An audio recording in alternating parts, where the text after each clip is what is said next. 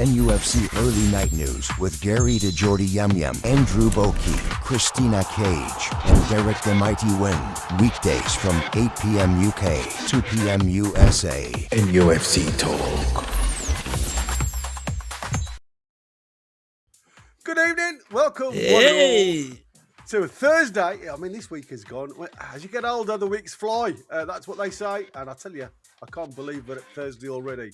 It seems as though there's a match round the corner every other day at Newcastle. And according to rumours, this potentially, I read this morning, could be Newcastle could have this season and potentially more 31 home games in one season. Crazy. Wow. And we could have even more if we get further in the cup competitions. So, watch this space. I hope the chat is open to everybody tonight. We did have problems yesterday. I do apologise. It's nothing to do with us. It was all to do with the tube. And obviously, there's nothing we can do. So welcome, one and all. We have got the mighty Bokey back with us. Like I say, he won't be coughing, just in case. We've got the mighty Win. We've got, obviously, Christina. And none of us are donning a cardi tonight because it was really warm last night when we put them on. Didn't last too much. And I tell you something now, this poor lad, he does look a little bit. He looks good. He looks all right. You've got a bit of colour about you, Bokes. You okay, mate? Muted, dude. Muted. I'm fine. The only thing that made me a little bit sick was last night's show, not having somebody on here to correct these two. There was so much happy clapping and, no negativity about the issues that were had with the game. It really disappointed us, so I had to come back on the night. Yeah, a bit of balance. Put that right tonight. Yeah, I mean, we didn't even have chat to put the balance right, so it was like, it was very much a happy-go-lucky type show. So welcome, one and all. Like I say, if you can do a few things for us in the chat, that would be fantastic.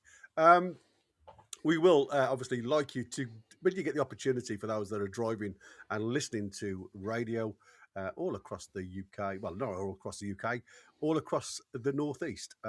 Stop the car, get onto YouTube, smash the like, subscribe, and if you can, ring that bell for 30 minutes confirmation that we're coming live. We're always live, never edited us lot.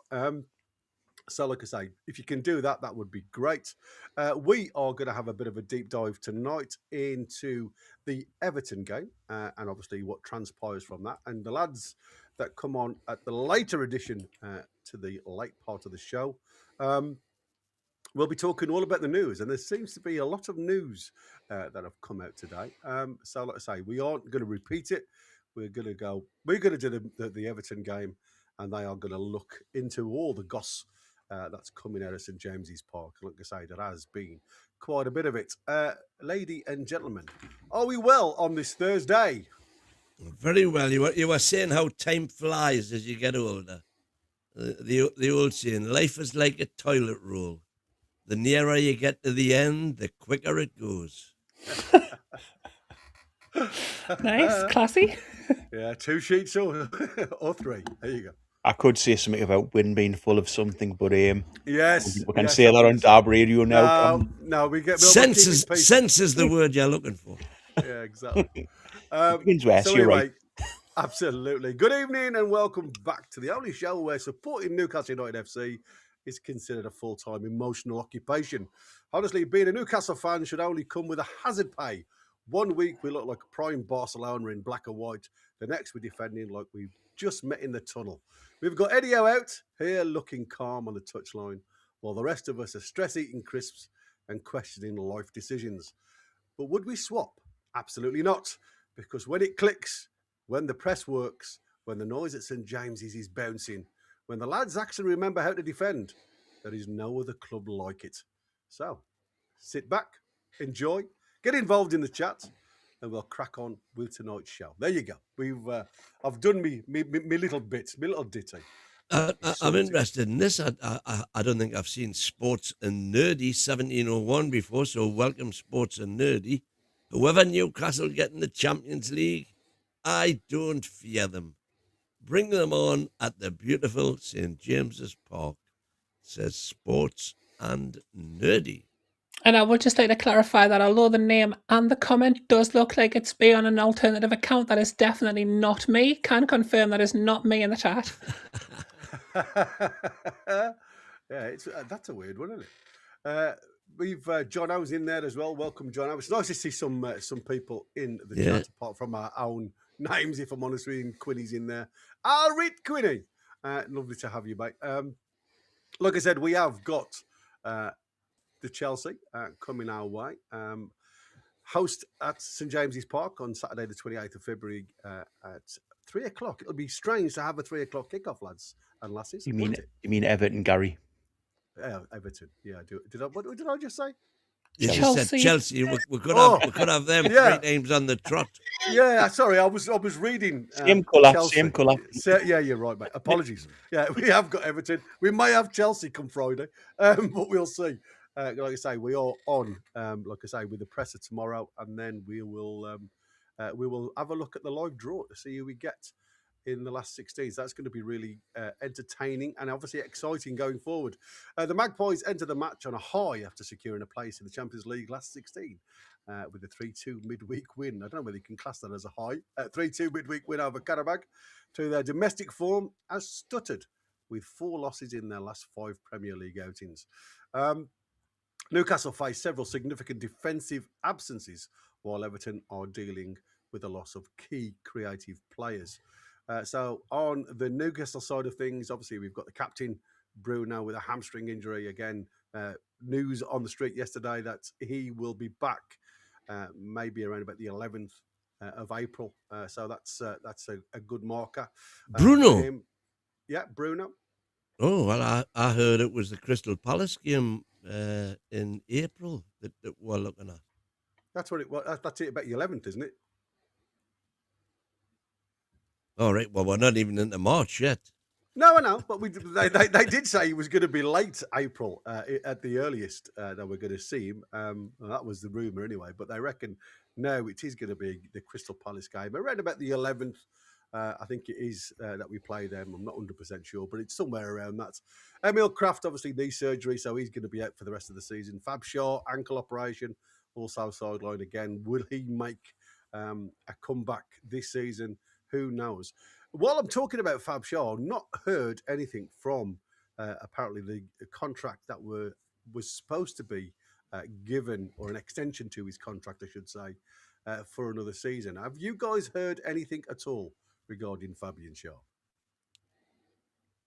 I've not heard anything, but I'd be surprised if they do give him a contract before they know how he comes back from the injury. For me, you wait off until you know how he recovers. He's not of a young age, and you know we maybe need to make a decision on that once we know how fit he can get. Sorry, Christina. I was going to say, Borky's trying my patience today already. What I will say is that he is very active on Instagram, and all of his posts are very, very pro Newcastle United, which to me looks like the actions of a man who is looking to get a new contract at Newcastle United. Yeah, there you go. Which you would welcome with open arms. Definitely. Indeed. I think Plus new contract. I do think though, Balky's right. I mean, you have got to be very careful where you go with this, haven't you? You know, you've got to look at it from a professional side of view. It's nice to have that sentimentality. He's been a great professional for the lads, for the club. But I mean, again, this is a business. It's a sport, and we can't hold on to players that aren't going to be involved. Even as good as Shaw has been for us, he ain't getting any younger. So I think there's an absolute element of truth to what Balky's just said there. They have to make sure that this lad is able to come back and perform at some level. We've seen, you know, the Jamal Lascelles situation. You know, 1 minute his body just don't feel right. The next minute he's gone and he's sold. Well, he's not sold off type of thing, but he's moved through the side door. I just think sometimes do you take the risk? And again, the rumour came out that the club were looking to extend another year. Nothing apart from that, it seemed as though was involved in anything else. So Fabian Shaw has been a bit like Bruno for us, hasn't he? He's been almost indestructible. You know, the number of times he's went off with allegedly bad head injuries, and he's still been back the following week. He's been a tremendous servant, but if he's not going to come back in a serviceable condition, you know, you cannot be sentimental in this game either. You've got to make the hard decisions. I think part of the problem is as well, we've got so many players to sign this summer, potentially. If you can keep somebody like Shea for one more season, it's making your summer a bit easier transfer-wise in regards to you don't have to cover that position.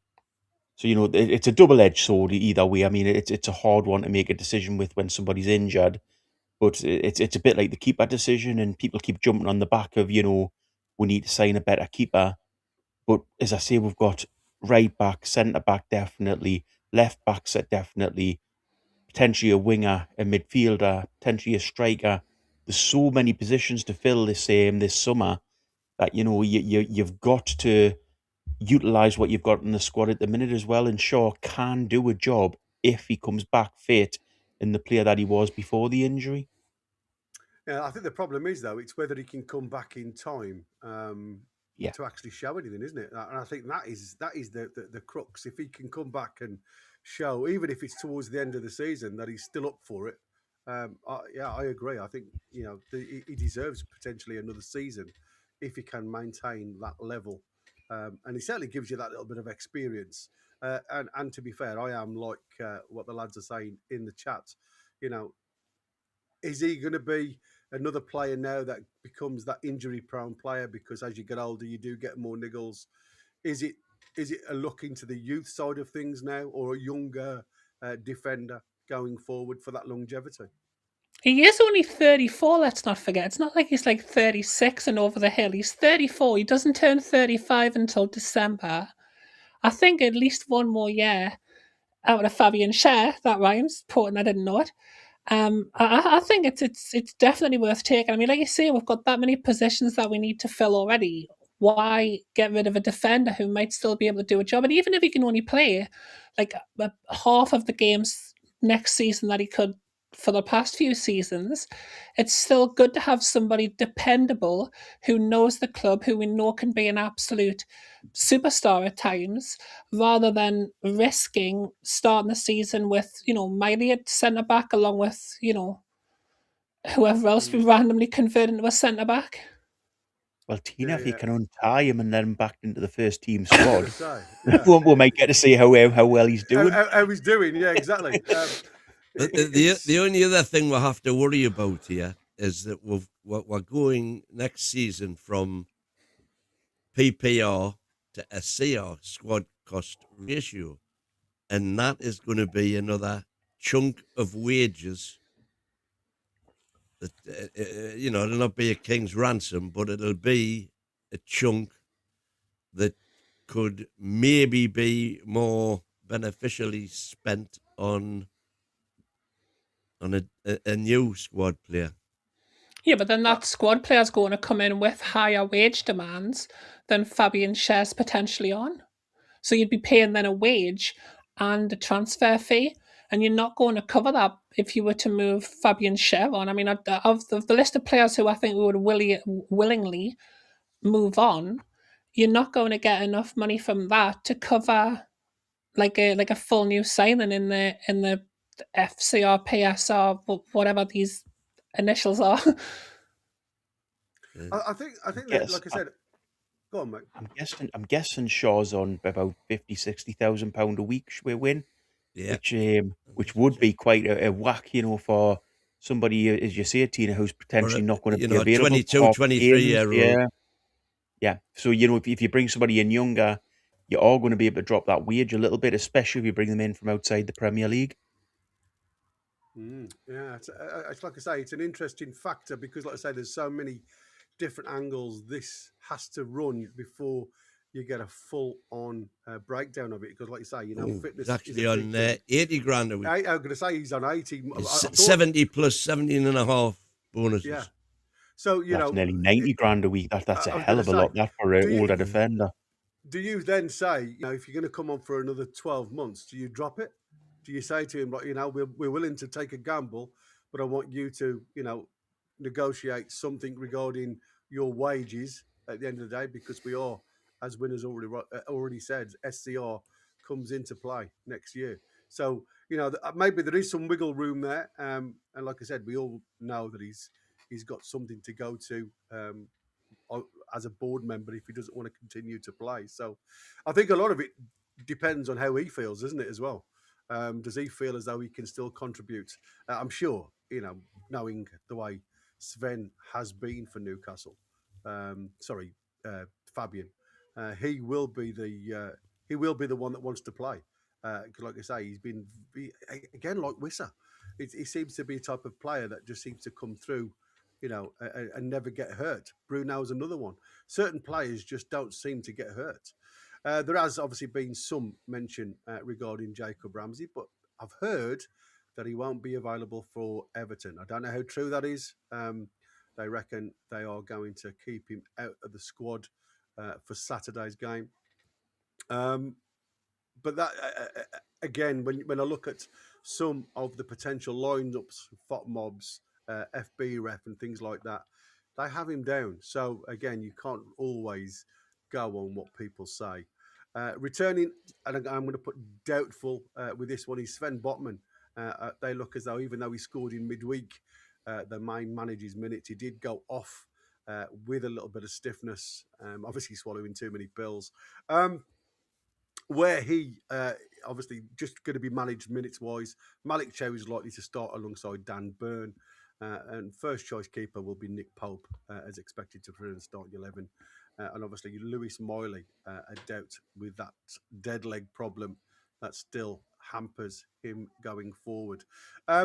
Is that a concern for you guys with this Lewis Miley situation? Well, it's been a 100%, concern but- since it went from a dead leg to something that's kept them out for how long now? It's got to be at least a month now, is it, since Miley played? Yeah, it's got to be. It's Yeah, 100% a worry for me. I mean, why hasn't he been getting it? Why isn't he back by now? I mean, I understand all the points you made about dead legs and the severity, but surely we should have some sort of timeline or when he's coming back now.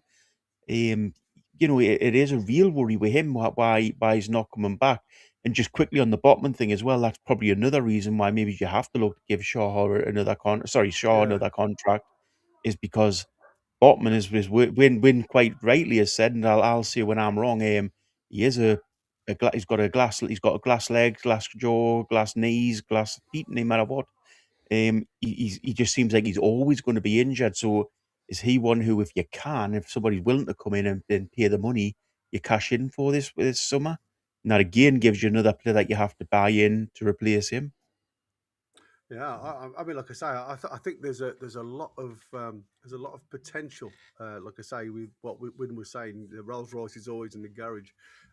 It does seem that way. He just never seems to be able to, shake off a niggle at the minute, Sven Botman. And like I say, it does get a little bit worrying when it's repetitive and it just keeps you away.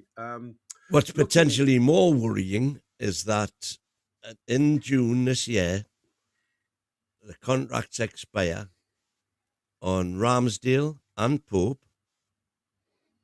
Fabian Schär, Kieran Trippier, Emil Kraft, and Mark Gillespie. Yeah. Our teammaker in chief. I think Pope signed a new contract win, if I'm not wrong. I think he signed in a year extension. I think he's here till 27. Right. I could be wrong, but I'm pretty sure he did. So it wasn't on transfer. That's not on Capology and it's not on transfer mark. So yeah, I mean, a lot of this is done behind closed doors, isn't it? They don't like to disclose finances and things like that. There's a lot of clubs now, and according to it, there's when you see these undisclosed fees, I've never quite got my head around that one, and that's why you only see those when the accounts come out at the year end. Yeah, exactly. But when you go onto Capology and the transfer market and you see a blank next to the name and there's no figure there, it's because there's been an agreement to to say that it's undisclosed, so it's not there for people to see. Some players just don't like their wages being wafted around. Some don't mind, that's why you can see it. So that's a funny one. Regarding Everton, like I say, we know they've got a couple of outs. Jack Grealish, foot surgery, he's out for the season. Carlos Alcaraz, he's sidelines for a week with a muscle injury. Idrissa Gueye, he's serving a 3-match suspension. But Jake O'Brien is available after serving a 1-match suspension. So, do you think this is going to be one of those games, if you look at where we've been recently? I mean, obviously, Newcastle, for me, probably one of the performances of this year at the Hill Dickinson Stadium, beating them 4-1. Craig Pawson was the referee. Then, obviously, at the end of last season, when we all expected something at St James's Park, under the guidance of Tony Harrington in the middle of the park, it was a very nil type of performance, wasn't it, when we lost 1-0? Just really couldn't get going during that game. And then, it has been a lot of like 0-0 draws, 1-1s, Everton beating us 3-1. Then Newcastle seems to be, it's one of them games for me, this. It's either Newcastle go out and dominate, or it's a draw. It's a close match, and it's a bit of a bore. Like I say, we did go and lose it to 3-0 to Kieran Trippier's problems during that one game where we just seemed to lose it right at the end, didn't we? But we should have won that game comfortably. Yeah. And by the way, Everton, they're doing really well this season, but since Grealish, he's the man I was thinking of. Yeah. Got injured. They seem to have gone right off the boil. Yeah, they're not in good form over the past few weeks, are they? I watched the Man United game on Monday night, and they weren't great at all. No, but they still had chances, didn't they? They still had chances, and that's what I said. You can't write these teams off. And like I said, the history between us, if you again look at the head-to-head, you go back to 2016, and like I say, either seems Newcastle go out and steamroller, they steamroller us, or it's a ball draw. It's like it's never one of them games where it's going to be close. It's either one way or the other. And like I said, for me, St James's Park should always be that fortress. And like I say, if we're on the game, it's going to be an interesting one. This is what SofaScore have predicted the lineup being. Going back to the usual 4-3-3, and as you can see, you've got Jacob Ramsey in the squad, Popey in goal, Trippier right back, Malik Chow back into the squad, Dan Burn left centre back, Louis Saul back in, Ramsey, Tonali, Willock in the midfield. Now, I think J7 will play. If I'm honest with you, I don't think. Again, if Ramsey's fit, I'd like to see Ramsey and J7 involved, and like I said, I'd like to see J7 a little bit more down that inside right position to see what he can do. They've got Elanga on the right-hand side, Voltemada up top, and Anthony Gordon on the left-hand side, which takes, obviously, Harvey Barnes out of the squad, who, to be fair, he's come under a little bit of scrutiny with his performance by a lot of fans, saying that, the lad doesn't really do anything apart from score goals. Is that fair assessment of Harvey Barnes, do you think, Wood? I think it's very fair, and funnily enough, we were discussing that very point this afternoon over an ale or two, and the topic of conversation was, why on earth would Harvey Barnes turn down the chance to go to the World Cup with Scotland when his chances of getting into the England squad are, I would say, remote? But there were one or two of the guys who said, no, he's great. He could get it. He could get an England call up. Can anybody here see him getting an England call up? No, I wouldn't have thought so. Even if he's, even if he continues his, we'll call it a purple patch. which could be unfair, of course, but because apart from his goals, in answer to your question, Gary, I agree. He doesn't do a lot. Can I just say, Win, how many goals has he set up in the Champions League? I think he's the third highest player Third that highest, I set think, goals up in the Champions League. So saying he does Assists. nothing but assists, but so saying he does nothing but say score goals is wrong. Just to quickly go back to Pope as well, I think he has signed a contract at 27. Newcastle.com, Newcastle World, and AI are all saying he's signed up till 27. All right. There you go. So with Bonds, I think Bonds is a great player, and don't settle as a player. He's not. He's obviously not Scottish. He obviously doesn't see himself as being Scottish. So why should he go off and play for Scotland? He sees Anthony Gordon getting a game for England. Surely enough, he thinks to himself, well, hang on, if he's getting a game, I've got a chance. I score more goals than him generally. I do more assists than him generally. I'm a better option than him generally. It's just this guy that's in charge of the team that doesn't put us in at Newcastle. Anywhere else, I think I'd be ahead of Gordon. So if you go off goal assists, you go off goals, you go off productivity. I think you go for Barnes over Gordon. Yeah, I thought it was a bit harsh, if I'm honest with you. I think the element of it is, if I'm honest with you, though, is the fact that his defensive work. Yeah, he runs. Yeah, he gets back, but he doesn't get involved. He doesn't get a tackle in sometimes. No, he can't. Gary, can I just pick you up quickly on that? Wet Gordon sometimes loses the ball and just sits on the ground and watches the player run ahead of him. So, if you're going to call Barnes out for that, you've got to call Gordon out as well. Gordon is worse. Barnes, it's not naturally part of his game, and he will try it. Gordon, it is part of his game that he will try to win the ball back if he loses it. But sometimes he just thinks to himself, I can't be bothered. Lies on the ground and watches the player develop. So which one's worse? In my view, it's Gordon. Yeah, harsh. Well, that's what I Well, said. Gordon, no, how's that harsh? When you look back at the game, you look back at even the game against Karabag, he lost the ball and sat on the ground and watched player develop. He did not get up off his lazy bum and try to chase back. He just sat there. Yeah, I do think there's an element of both that aren't brilliant, I must admit. And there's an element of both that is very good. Like I said, if you look at the pressing elements of Anthony Gordon, which one would you rather have in your side? Somebody who can press or somebody who can score? And I think that is the key question, isn't it? For me, Harvey Barnes is probably one of our best finishers at the club. But I do understand the argument, both sides, and that's why. And you're right. I mean, there's an element of Anthony Gordon that I don't think is all guns blazing. I think he can do a lot better when it comes to it. And I feel as though you've got a situation with Anthony Gordon and Harvey Barnes, as you have with Pope and Ramsdale. They're both good at certain things, but they're not that perfect all rounder. And if you look across the right hand side, have we not got the same issue on that right hand side? And I think that is the problem. Just to go back, these are UEFA official statistics comparing Gordon and Barnes. 10 matches each, 7 minutes against 630 minutes, so almost identical. Gordon 10, Barnes 5.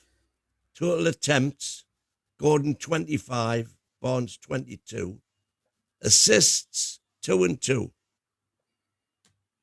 Passing accuracy 78% for Gordon, 80% for Barnes. Top speed 34 for Gordon, 32 for Barnes. This is the key one for me. Distance covered 20 kilometers for Anthony Gordon. 6 kilometers for Harvey Barnes. But And one yellow card for Gordon. Who's always played in the favourite position out of those two players? Who always plays where they want to play? Who gets to play up front because he wants to be there at times? Who gets to play on the left wing because he doesn't want to be on the right wing? Gordon's been played up front in the Champions League. I didn't mention Gordon. I was just asking you the question: who gets to do that? Out of the two of them. So you knew it's Gordon. So Gordon gets the team set up around him, especially if it's a striker, to play around him. He gets to play left wing if he can't play up front. You know, Barnes does a job in positions that he doesn't want to be in, but he'll happily play because he wants to play for the team. I'd rather Barnes a player sits like and waits to score goals. I would rather a player like Barnes who's willing to play for the team than a player like Gordon who wants the team set up around playing for him. You know, And I would rather like have a player who's running 20 like, kilometres than 6. But but it's a bit like watching the games where Gordon's up front. That team is set up around Gordon playing up front. Why don't we do that with Asula? Why don't we do that with Walter Morda? Why don't we do that with Wissa? You know, you can't sit here and make Gordon out to be the prophet and all that. He's the golden boy who gets whatever he wants and gets the team set up around him. No other player is treated like that at Newcastle United. Yeah, Right. it is an interesting So go. This is again UEFA stats defending. No, I'm not. I'm not talking about stats. What I'm talking about is how Eddie Howe sets that team up. You know, you can sit and look at whatever stat you want and make whatever point you But want. you're to the make one out that brought the stats up, saying he'd had 5 assists in the Champions League, and he hasn't. You sit up and watch the games. You know, is that team set up around Gordon when he plays up front? Has the team changed when we've played Gordon up front? Yes. Because he makes it change. No, because Eddie changes the team round to set up around Gordon. No, because Gordon does the running. Gordon is the golden Does the child press. who gets the team set up around him to make his game look better. You know, you can't. In what way, Boggy? Well, in a way that we've changed formation completely to play Gordon up front. You watch Voltamora, he's played further forward. Ramsey's played further forward. So the strikers, when Gordon's up front, he's never up there by himself. When Asula, Wissa and Voltamora are up there, you watch the games back, they're up there by themselves. You know, you can't just sit here and say Gordon's great. It's not that's the case. It's that we play a different game when Howe puts Gordon up front. And none of you can sit here and say that's not the case. Well, I mean, like I say, I think I can absolutely say that's not the case. So we haven't played different when Gordon's up front. But we have played different, but that's because of Gordon. Exactly. Yeah, No, there you it's go. not. There's It's 'cause of Harvey Barnes, right? There's Harvey Barnes, and like I say, it is a little bit tiny. But if you have a look here, touch is low, defensive actions is low, position one is low, aerials one is low. So that's all Harvey Barnes. I'm going to move it up so you can see. You can see he's mainly concentrating in and around the centre of the box, which is Harvey Barnes. They've both got 5 goal contributions, right? That's the big thing for me. They've both got 5 goal contributions, and they both Anthony Gordon's got 3 out of 2. 3 goals, 2 assists, and Harvey Barnes has just got 5 goals. What are these 3 goals, 2 assists? Is that one game? No, that's in the Premier League. That's all Premier League stuff. Oh, that's the Premier League. Yeah, that's all Premier League stuff. That's what I said. I think for me, the bread and butter is always going to be the Premier League and how they go. So, you know, you're looking at what they can do in that. Harvey Barnes. Now, let's have a look. Sorry, that was Harvey Barnes, 5 goals there. This is Anthony Gordon's. Let's have a look at Anthony Gordon's rather than you see me throwing my cursor all over the screen. I've just put us back on the screen. So there you go. It is a little bit more rounded, as you can see from this here. So Anthony Gordon does give you a little bit more work, and you know you're probably right when it says the defensive actions are there because he's running a lot more. Look at that. Possession one and aerial one. So on the bottom segment, if you like, of his pizza, he is a lot more effective in games. So maybe that is the reasons why he gets picked over Harvey Barnes, because on that defensive action, he actually is, even though they've contributed both exactly the same. I'm only going on what's on the screen. Again, just a quick one on wins points as well. How many penalties has Gordon scored out of all them goals that he scored? So he scored 10, Barnes has scored 5. How many penalties has Gordon scored in them? In those 10? 4. Yeah. But you're the one with the stats. 5, I think. So I think they're level if you go off goals without penalties. Yeah, well, okay. So they're level. There's one goal between them. So your So- point is muting them invalid. So, Because well, it's it's mutant not invalid because well, then it if is. you say Yeah. they're level on goals, and then you look at all the other attributes. But who would Defending, you 5 tackles, 1-1 for Barnes, 3 win, tackles, 2-1. win? If one of those players is going through one-on-one with a defender, who do you put your money on? So my money's going on Barnes to score. For the score. Uh-huh. I'd probably Barnes, yeah. I'd back both of them, to be honest with you. So there you go. I think what you do have. But I'm is you saying have- that's only one aspect of his game. And what's the Yeah, I most think- important aspect in football? You could argue not scoring goals and not conceding goals. What wins your games? Scoring a goal? Not conceding. Well, but not conceding doesn't win you a game. Only scoring goals wins you a game. Well, hold on then. Yeah. So, by that definition, again, is it's an- Fabian it's a- Schär that's an open. is Fabian Schär a better defender than Jaap Stam ever was because he scored more goals? Since Well, that's no, the because stuff he's a that defender. matters. I mean, Fabian first of all, the Schär's right answer is yes, but I'm just Well, asking. Fabian Schär's a fantastic goal scorer. He's a fantastic defender, bringing the ball out of defence. Does You he know. lack a little bit defensively? Yes, but you know, in regards to goal scoring, he's a great goal scorer. I really don't get the point of what you're making in regards to No, it's just Barnes and but- Gordon and Shaw and Shaw. No, it's just because I got shouted down once for mentioning Malik Chow's goal scoring contributions because apparently defender's job is only to defend, and that's the stats that matters with defenders. So just when I heard you talking about what's the most important stat, I was just like, oh, I'll see if I can get a few little feathers in my cap for that argument. I mean, it was about like 3 weeks ago. It doesn't really matter anymore.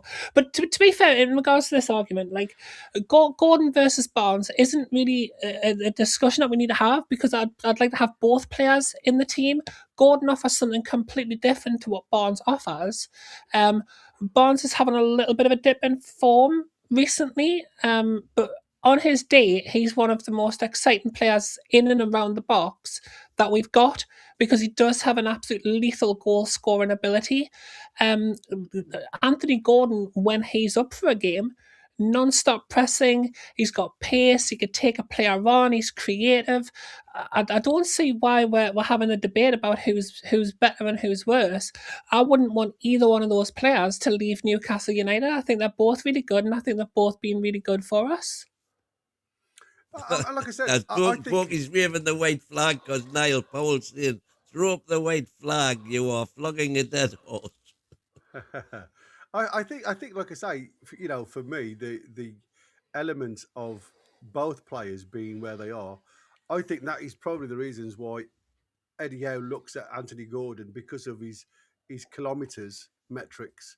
He is able to continue getting backwards and forwards, and I think that's where you see the shine of Harvey Barnes when you've got the likes of Anthony Gordon that can get in at the fullbacks, get them a bit leggy, and then you get the best out of Harvey Barnes because how clinical he is. I think again, I do go to what Christina's just said there. It's nice to have the two of them in there. They're both different style of players.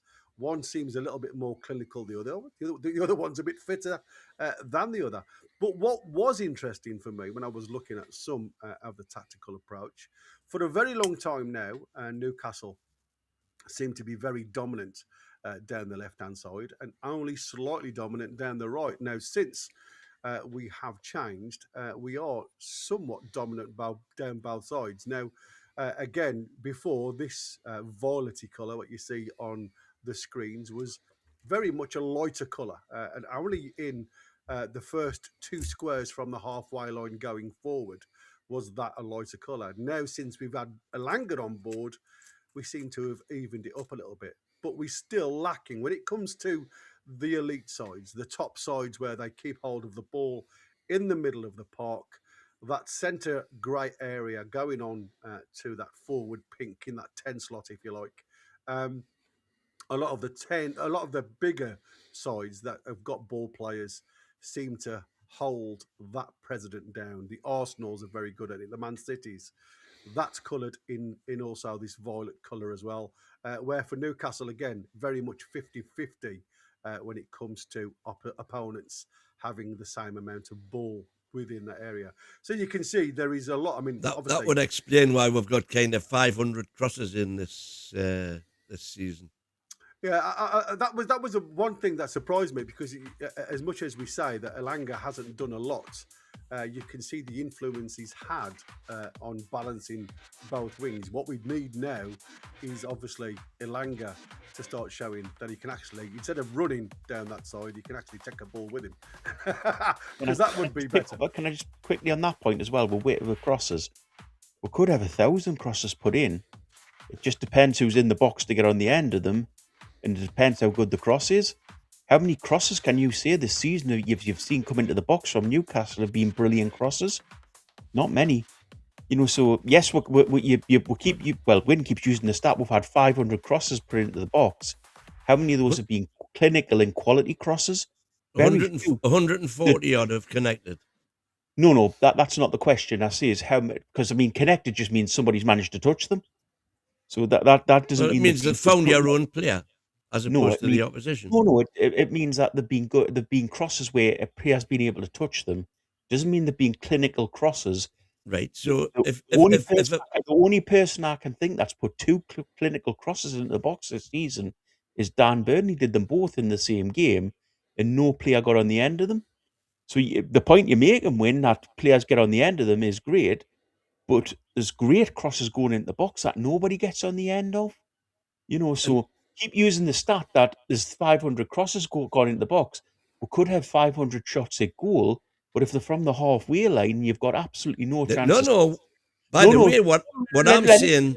Let us finish. If you have 500 shots, all from the halfway line that you've got very, very little chance of scoring, then yes, you've had 500 shots, so you can use the stat. Oh, we've had 500 shots this season. But, what's the good in doing it when there's absolutely no chance of anything coming from them? No, the point I was going to make was I'm not happy with 500 crosses.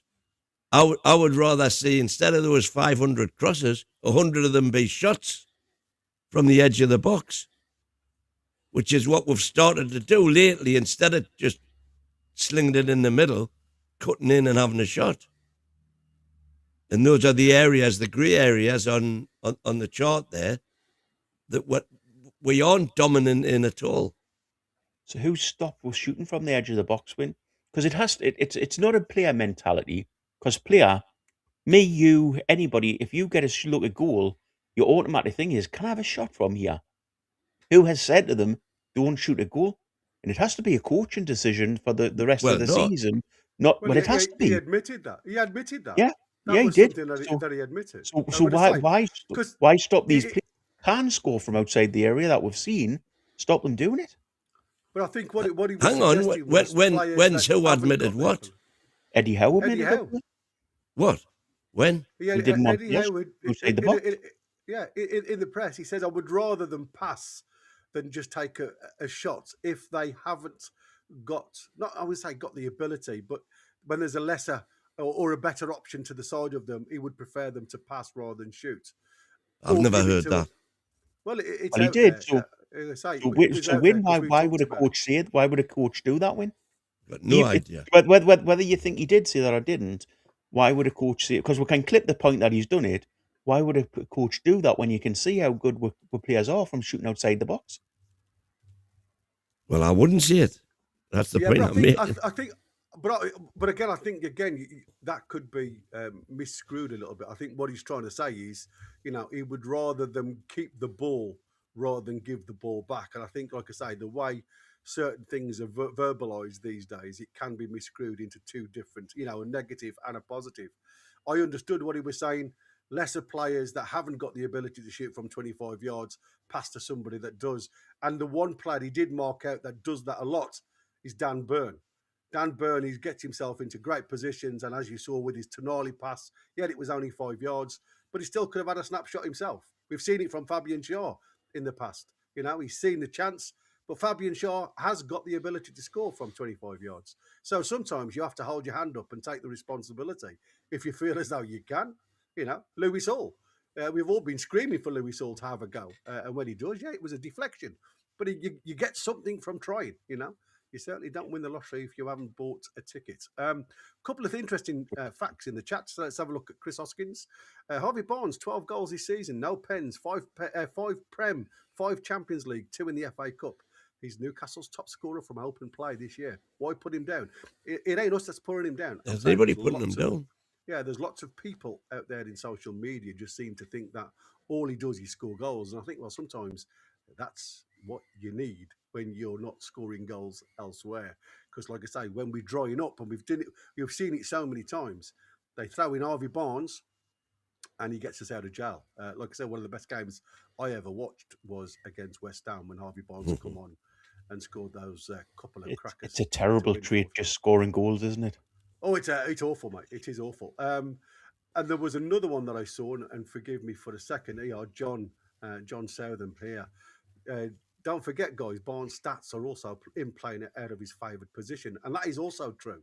You've got him as the one being jostled, and even when Anthony Gordon's not involved, on the wing, Asula goes to the left-hand side, and it's Harvey Barnes that gets moved to the right-hand side.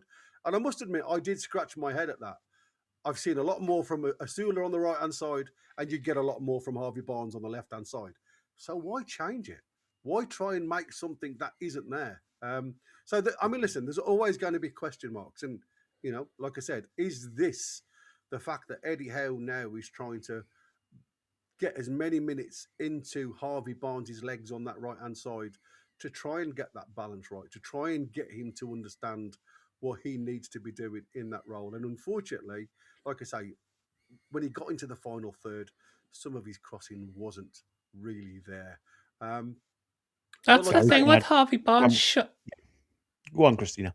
I was just going to say, that's the thing with Harvey Barnes. Regardless of whether you play him on the left or the right, surely what you want from him is for him to cut in and either take a shot or play a 1-2 with somebody, but get himself into a goal-scoring position. Like there's, that is the main thing of his game. I don't think I've seen him put many wild, David Beckham-esque crosses in there, and that's not a knock on the lad, but that's not his game.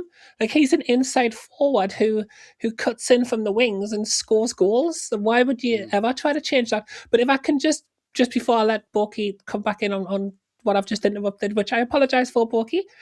In regards to people on social media saying, "Oh, all he does is score goals," they have a go at Erling Haaland because all he does is score goals, and he's a centre forward whose job is primarily to score goals. So, just like I say, most of the time that we say anything on social media, I wouldn't put too much credence in anything that you read on there.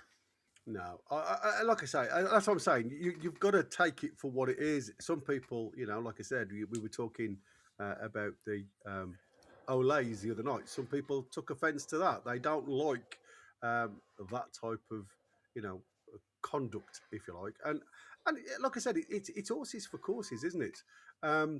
Let's have a quick gander, if I can. I'm just going to have a quick look at the way they set up. And again, Pickford at the back, Mikolenko left back, Branthwaite, Tarkovsky, O'Brien sit as the back four, Garner and Gay, Idrissa Gay, but like I say, I'm sure that he won't be available, and Dewsbury Hall and George and young Barry up top, who again hasn't been a massive favourite for some of the fans, but again, a young lad trying to find his way. Interesting look from this is from FOTMob. Let's have a quick look, because again, FOTMob has got them listed as Newcastle down as this 1-4-1-4-1 again, as you can see, with the usual crew at the back, with Hall, Tonali sitting in that deep spot, with the four up front, with Willock on the left this time, Voltemada, Ramsey, Ilanga and Anthony Gordon as that striker up top. So again, it'll be interesting to see, after all the punditry comments regarding who should start up top and should they continue to play Voltemada in that deep role. Now J7's back. I think it should change, if I'm honest with you. I think they'll need a little bit more grit in the middle of the park against Everton. So I'd like to see J7 start. And even if you play a system and you want Voltemada and Anthony Gordon going through the middle, then play a different style. It's like I say, play a 4-2-3-1 rather than this 4-1-4-1. But do you not think that's what will happen? If J7 comes back, it'll be him and Tonali holding midfield. Yeah. And still Baltimore and Gordon in front of him. By the way, I've went on 4 different sites now. Harvey Barnes has got 0 Premier assists this season. That's right. 3 in the Champions League. Yeah, that's right. None at all. That's what I've just put up. He's got 5 goals, but no assists. But it is. Say again? How many's Gordon got assists? 3 and 2. So that's what I said. They've both got 5 goal contributions. One's got 3 goals and 2 assists. The other one's got 5 goals. So again, it's like I said. I'm glad we've got the 2 of them because they both give you something different. And all I'm saying is you've got the 2 of them identical virtually there, and then you look at the defensive contributions, and there's no comparison. No, exactly. But if you look at the right-hand side, can you imagine throwing that? Hang on. No. Win's just threw that point out there. What has Gordon done defensively for me? What tackle has Gordon put in that saved us a goal? Name one. No, don't look it up. Don't use stats. What goal has Gordon saved us this season? And what goal has Gordon saved this season? Neither of them facts. No, none of them have. Neither of them have. I mean, Gordon brings the ball out of defence probably a little bit more than Harvey Barnes does, but I mean, I didn't say don't use stats. I said don't use facts. I said don't use stats. Use what you've seen with your eyes. When you've seen Gordon save us a goal this season, when you've seen Barnes save us a goal this season. Exactly. I'm using my eyes, and Barnes does nothing. Apart from what does Gordon do? What does Gordon do? He sits on his bum when he gets fouled and just sits and watches the play go forward. So neither of them are brilliant defensively. 3 clearances, 10 ball recoveries. What goal has Gordon stopped this season? What goal has Barnes stopped this season? None of them have. I can't think. Neither of them have. Exactly. But neither of them have. The point is, who is preventing the attack building up to create a goal scoring opportunity on the halfway line? Neither of them. Anthony Gordon, 10 ball recoveries. But what does ball recovery mean? It means you've won the ball off somebody. But where and how? You know, he's run towards a ball. Doesn't mean he's won the ball back. A ball could have bounced off him. He's won the ball back. No, for it to be a ball recovery, the opposition have to have the ball, and you've got to win it. Neither of them are great defensive players. Let's just be honest with that. So we can't use the defensive side of the game to prove one against the other. Well, okay, you use the distance covered metric 3 times as far for Anthony Gordon. That's how hard he works in the game compared to Harvey Barnes. Spinning that, in which case Barnes scores the same amount of goals by running a third of the distance. Is that not better? Well, no, because he's not contributing to the rest of the team. How? How are you saying that? How do you know that? Because he's not putting the graft in. And I'm watching that with my own eyes as well, by the way. You're putting the stats in there, but you're not backing them up with what the actual performance is on the pitch. I'm telling you, I watch it with my own eyes. Harvey Barnes is fantastic in their third and useless everywhere else. You're saying Harvey Barnes is useless everywhere else? Yes. Wayne, you've just lost the argument there, mate. I'm not even going to argue with that factor. That's absolute rubbish.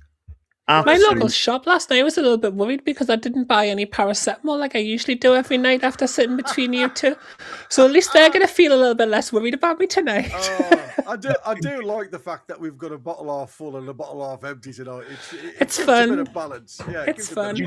Moving on to the Everton game and Man United game that we're trying to understand the team that you're putting out, Gary. In regards to that, I was really confident for this week. I thought, he'll rest a lot of players against, Karabag in the cup. We'll go into this week with refreshed players. We're doing that, lads and lasses. Or we're going into this game with refreshed players. We've got a couple of fresher players. Why the hell didn't Saha play instead of Trips on Tuesday night? Why did Cole get dragged on the pitch? What was the point in Well, that? Hall was Because- brought on because because of Botman went Botman's down. injury. Why didn't Neve get a chance? Why didn't we put the young players on? We were, 4 or 5 goals in front going Because into the Asula got a chance instead. But why didn't both of them? What 4-0 up, 5-0 up? Why the hell did we have with first choice players on the pitch up throughout? Why didn't we change things up? If we were going into this week, we're a fully refreshed Trippier, Hall who hadn't came onto the pitch, revived, a couple of forwards who, hadn't played too many minutes. But instead, we're going into this game with Hall having to have played, Trippier playing way too many minutes. Come on, where's the team management there? Well, like I said, I think what you've got to ask yourself is, we'd only won the game 3-2 in second gear, so there was a lot of game management within the game. It wasn't the greatest game of football you'll ever watch. You could see when Newcastle stepped up, when they scored, we went and scored again. So there was always that option. And to be fair, I didn't think when I watched the game that Trippier did a lot of running. I think he was more management of keeping it tight. Why even play him, Gary? Why even play him? Why not? He's played how many games over the last few months? It doesn't matter. But it doesn't matter. You've got 4 days. It doesn't. It doesn't matter to me because I am the one. He's 35 years old. Okay. We can argue. But none of us have got Eddie Howe's number. No, we can't because there's no point in arguing. It's not an issue for me. There is. Eddie Howe's number. I can't agree. Listen, how can we argue on something I can't give you an answer for? But why play him for why play him for that? I can't give you an answer for that. 35 years old instead of playing a young lad. Yeah, but I can't give you an answer for that. So why are we arguing? I don't think Eddie Howe could give us an answer for that because there's no. He obviously had an answer. That's what I'm saying. He probably had an answer. But like I said, if you've got his number, give him a ring because I haven't. So I can't give you that answer. All I'm saying is, we're here to give an opinion on the game, Gary. We're here to give an opinion. You're asking me why. Our opinion, should you be playing a 35-year-old who's played way too much football over the past few months, or should you be giving him a rest and playing a youngster? And there's nothing depending on the game. I don't think any of us can argue that we should be playing the older player. Well, what I'm saying to you is, I think his minutes should have been managed better. And I think he should have definitely come off at half time rather than playing a full game. But like Wynn has just said, there was an injury or a stiffness to Botman, and maybe there was something mentioned at that half-time tea break where somebody said, "Listen, this was the plan, but we're going to have to reshuffle." Like I said, none of us have got the answers, so it's an argument or a discussion over something that you've got an opinion of, I've got an opinion of, but my opinion is they have got 4 days rest now. They should all come back to Saturday's game literally full of beans. Because if you can't recover in 4 days, it's totally different when you're playing, Sunday, Wednesday, Sunday, flying out all over Europe. You're at home. The recovery time is going to be much better. You've got your own beds to sleep in, not the early hours of the morning coming back. So there should be a hell of a difference for them. And that's what I'm saying. For me, they've got the metrics. They've got the medical people there telling them all the information that they need to. And if it wasn't for the fact that Botman came off with his stiffness, that is the only excuse I can give them. But Gary, going back to it, these two are keeping very, very quiet because they know what I'm saying is right. As if I'd had a chance to speak. Why play trips from the start? Why not put Shaw on from the start? I wouldn't have done. I would have played Shaw from the start. Well, there you go. So that whose fault is that? Who is? It's not a case of whose fault is it. Who sent we into this week? We would not have rested elderly players more than we should have. Well, that's the manager's decision. Exactly. Yeah. Yeah, but I mean, that's what I said. I haven't got. Are you asking me if I would have put the young'uns in? Yes, I would. Yes, I would. Absolutely. But that's not. Why hasn't he? So hang on. You're sitting arguing with us, and you're agreeing that that's what he should have done. No, nobody's arguing with you. You asked me why, and I can't give you an answer why you didn't. Bucky, you're arguing with yourself. Nobody's pushing back on what you're saying at all. Nobody's dissing it. So in which case, we're all sitting here saying Eddie Howe was wrong. No, not necessarily. No, I'm not saying he was wrong at all. What we're saying is that we would have potentially started Leo Shahar at right back in that game. Eddie Howe did not. However, how many Carabao Cups have I won? How many times have I qualified for Champions League? How many times have you won the Carabao Cup? The reason that we're sitting here debating it and not about to take out a Premier League team this weekend is because we aren't experienced licensed managers. Exceptions given to Gary, who does have his coaching badges, of course. But we haven't. Not anymore. Them have lapsed 20 plus years ago. I mean, But I'm we- just sitting there. I've got more than I know now. I'll tell you now. I mean, I feel like I've forgotten a little bit in the last half hour, to be fair. But no, I mean, look, we don't have to pick the team, and Eddie Howe is doing what he's doing, and I know that you're not a big fan of Eddie Howe, but the man has been the single most successful Newcastle manager since, well, as far as I'm concerned, since time began, because I've never seen any stats going back beyond like just before Keegan took over. So he's the single most successful manager at your football club in recorded history. Hold on, So isn't it right? maybe he's hang worth. on. Isn't it right, This is flipping the whole argument again. You know, you've all came on and says, we agree, what you're saying's right. He should have rotated. So I've said, so you think Howe was wrong? Well, no, he won the cup. No. Well, the next lines that'll come out. He's got with Champions League football for the last. Which he has. Let me just clarify what I've said there. You've all just said he got it wrong. He should. No, nobody said that. Nobody said he got it wrong. Nobody said that. Well, What we you said. Should he have played the youngsters? All we've said is we would have done things We would have differently. done it. So we may have not he won was the wrong. game, but we've done it. In your eyes, he was wrong in what he did. He wasn't wrong. He won. He got the results. Jesus That's what I Christ. said. The results. You said it's a results industry, just didn't you? Is that what you said, Boker? You said it was a results industry. No, Yeah, you've got to to be score fair, goals. I would have took a loss against Karabakh for him to have rested players. to rested players.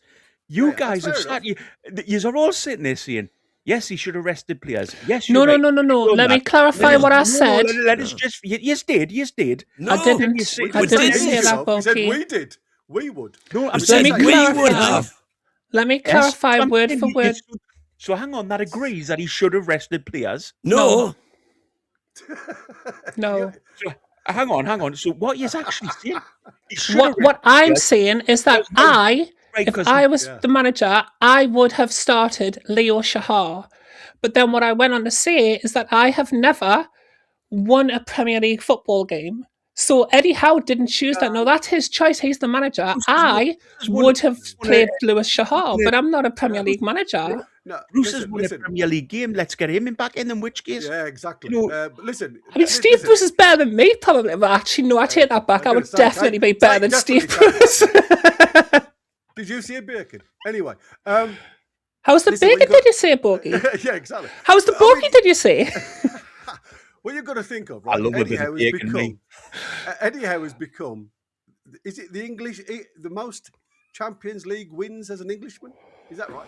So Yep. you know he's got some credibility, and that's what you've got to say to yourself. He's got credentials now. There's other clubs looking at him, so he's made his pot, right? So you ask us a question, we say yes, probably we would have. He decided he didn't want to. He didn't want to take that risk. He wanted to see a team go out there and get the result.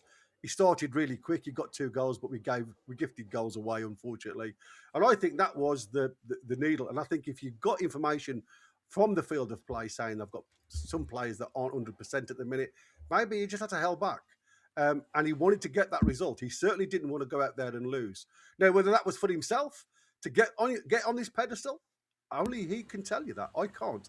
Fair enough. So has that set up for the next 2 games? In which case, has he Well, done only the results testing? afterwards will Has he? tell you. Well, we'll find out on Saturday, won't we? No. At this point, we're talking now. You know, we're analysing the game ahead. Has he done everything he can to set us up for the next 2 Premier League games, doing what he did against Karabakh?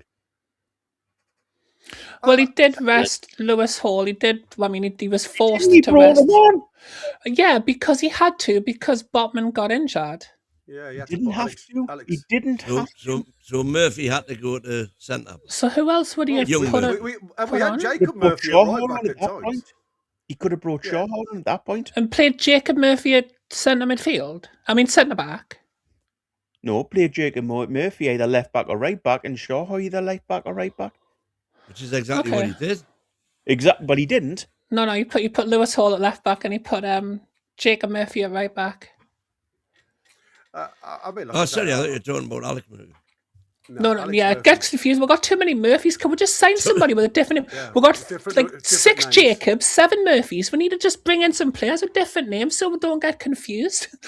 Yeah, we I certainly think the do. point I'm trying to make, which is maybe not, I don't want to become like a divvy with this, but in regards to the point I'm trying to make, So late. we had a big chance to rest players against Karabag. We weren't going to lose that game. They were never going to get back in the game against us.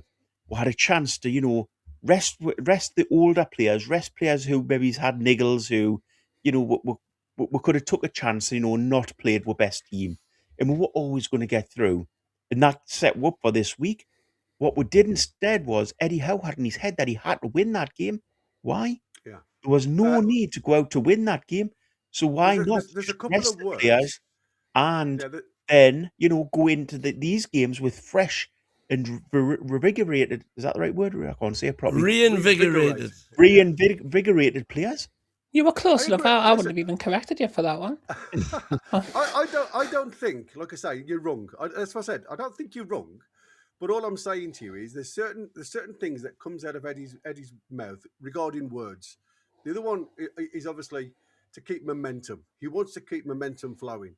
He wants to keep the balance of the side going. And we've seen when we've seen pre-season, everybody complained about the games in pre-season because it was just a mishmash of bodies in games, and you never really got a full game out of everybody because there was just players playing in any position you want. What he wants is continuity. What he wants is that momentum to continue going into games. So it's that mental approach rather than the physical approach. He wants the people involved in these games to throw that mentality into the opposition coming forth. So I do understand it, because sometimes you have to look at players and say, have you got it in you? If you haven't, if you're carrying something, if you've got a strain or something, then I'm going to have to change it. But if you haven't and you can carry it, I want that momentum for the Everton game. I want that mentality for the Everton game. It's like Tonali. Tonali was really upset about us in the second half. I love to see that from players because it shows he's got a bit of passion. He's got a bit of grit. He wants to win. And if you've got enough winners on your side, trust me, when you do hit that wall, you get your second breath. It's when your mindset is of the opposite side and you think you're going to lose and you give in. And we've seen Anthony Gordon do that. You talk about a player, and we've all witnessed Anthony Gordon give in, don't want to make a run, goes down on his backside. It's there. It's obvious. You can't have too many players like that on your side. So, for me, I understand both sides of the fence. I like it. Like I said, I'm not saying that you're wrong, Bokeh, but I'm also not going to say that Eddie Howe's wrong either, because you've got to carry momentum forward. Let's have a look at some tactical Can I just ask, stuff then. what momentum were lost against Man City? The what? We talk about keeping momentum going forward. We're lost. So the last game we had, Yeah, but we lost. played well. Yeah, but hold on. So then we're going against Everton, having lost 2 on the trot. So let's stop it there then, because you've got a different formation in midfield. You've got different players in midfield. So what you're looking at there, momentum, is finding the shape. I blame Isak for this. I'm joking. I'm joking. Well, I do. I blame And then again, Brexit. you bounce back to issues that were before. I was joking, Bokeh. I was joking. But Wynn jumped on the bandwagon quickly to deflect from the issue that is how. The issue isn't. I don't have an issue with how. Allow me to ask you a question, No, Bokeh. you don't. But you have an issue where you won't allow how to be questioned, and you deflect onto other questions. Don't use this. I will absolutely allow how to be questioned. I questioned him myself. Simple question to the both of you: would you be more confident going into this week if Eddie had rested players on Tuesday, or if he played every first team player that he did? I'm predicting a 7-0 win. How confident do you want me to be? I'm not saying he was right or wrong. All I'm asking the Christina and Wynn is one word answer. Would you be more confident if Eddie had rested players on Tuesday and played a bit of a youth team, would went through anyway, or yes or no? No. So you wouldn't be more confident for the week if we'd rested players? No. No. Okay. But can I ask you I a think it's question, completely Boki? separate. Well, you haven't answered my question yet, Tina. I mean, I'm predicting a 7-0 victory. I mean, how confident do you want me to be? You haven't answered that question. It's a very simple question. Yes or no? Would you be more confident if he'd rested players? I genuinely don't know. I am clipping you here for if the Man United and Everton games. So Right, Win said so no. let's clip you So for this then. What's If- your answer, Tina? Well, no, Tina. What's your answer to that simple question? If Eddie had rested players for the Karabakh game, would you be more confident for the 2 Premier League games coming up? Yes or no? More confident? Yeah. Would you thought would stood more of a chance if we'd rested players? I don't know. I mean, just to balance it, I'll say yes, just because Win said no. Okay. But if I can ask you a question, if we hammer Everton and we hammer Manchester United, will you come on here and admit that Eddie got it right? I always come on here when we win games because I'm over the moon. I'm a Newcastle United fan and I love the fact that we win games. So if we hammer them 2 teams, I would love to be proven wrong. I would love to come on here and absolutely say, yes, I was completely and utterly wrong. The only person that doesn't come on after a game, if we lose, is one little person in the top corner there who, bottles it. And That's not fair on Gary. Don't pick on him. I wasn't talking about Gary. I was talking about the other corner. No, I was making. You don't get my humour, Boki. There's one person that comes on here every time in, time out. Me and you, Tina, we do it. If we get beat, there's one person who doesn't always come on and bottles it. But yeah, to clarify, I did want us to rest more players, and I was devastated to see Tonali play as much as he did. I wasn't happy with Waldemar playing as long as he did, and I was disappointed that Hall had to come on. I can understand the Hall one, but I mean, it is what it is. There's things that I wasn't happy about with how much the players were used against Karabakh. But I mean, I'm not going to come in here and lambast Eddie for it. Like it is what it is. The decision's been made, and he said that he wanted to keep momentum. The only thing I would push back on there is the keeping the momentum of having our foot off the gas, which is another reason I didn't want so many first team players to play. But again, I mean, we've just got to trust our manager and hope that the next results go our way. So that Boki's got to come on here and say that he was wrong. I mean, so that would do well in the Premier League. Got that wrong. When you ever not see me come on here, I always do. No, I said so that you've got to say you're wrong. Yeah, see, this is what I'm saying. Momentum is based on several games, and that's what I said. So sometimes you've just got to keep that team together. And yes, it was easy to make changes, but when you're in a bit of a sinking ship at the minute, we are in one of these yo-yo events where, like I said, the team either comes out and is fantastic, or the team comes out and you can't see it. You can't see where it is. We look lost. The shape has gone a little bit. And that's where we are at the moment. And that's what I said. I couldn't understand Eddie trying to keep the core of the team. And there was still 7 changes, Boki. There was still a lot of that team that was brand new, needed minutes into its legs. So for me, again, if you look at the negative on that, Newcastle have always really struggled. And I'm saying points per game. So it's more Premier League struggle, where we've made more than 2 changes from the original starter. You're right, Gary. And can I just say, these two are just sat here and completely ignored the fact you've just said sinking ship and just sat and nodded along with it. I don't think we are on I don't think we are on a sinking ship at the minute. I think we're on a good run of form. Why am I catching straight? Yeah, I've been good tonight. I've been a good girl. No. I think I disagree with you in saying that we're on a sinking ship. He's done well in the last few games. And he could have, the Karabakh game was a game where it wasn't important and he could have got away with any result. But it shows you what these two think. Apart from losing 6-0. Don't use to us, genuinely. It shows you what these two mean. The happy clappers on the other side, when you say sinking ship and them two sit there and ignore the fact, and I'm the one that's actually standing up for Eddie Howe saying, we're not in a sinking ship at the minute. Absolutely. We're in rocky waters. I'll freely admit up to it. But we're not on a sinking ship. But I've predicted us to win the FA Cup and Champions League. Listen to what these two say and do. Yeah, but what I'm saying is, when you look at it, you can't lose sight that we're 11th. it's going to be a really hard task this season now.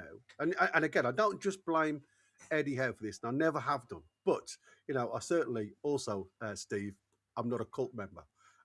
Because I don't like being labelled. So I'm not a cult member. I'm not in any squad or anything else like that. I try and see it as I say it. What I look at now is, for me, 11th, trying to get in European competition. Eddie Howe has to find a formula that is going to win away from home. You can't just bank for the rest of the season on winning those home games. So he has to go forth now with something in mind. And again, that's why I say maybe he's kept the core team together with that in mind, because the execution away from home has to be spot on.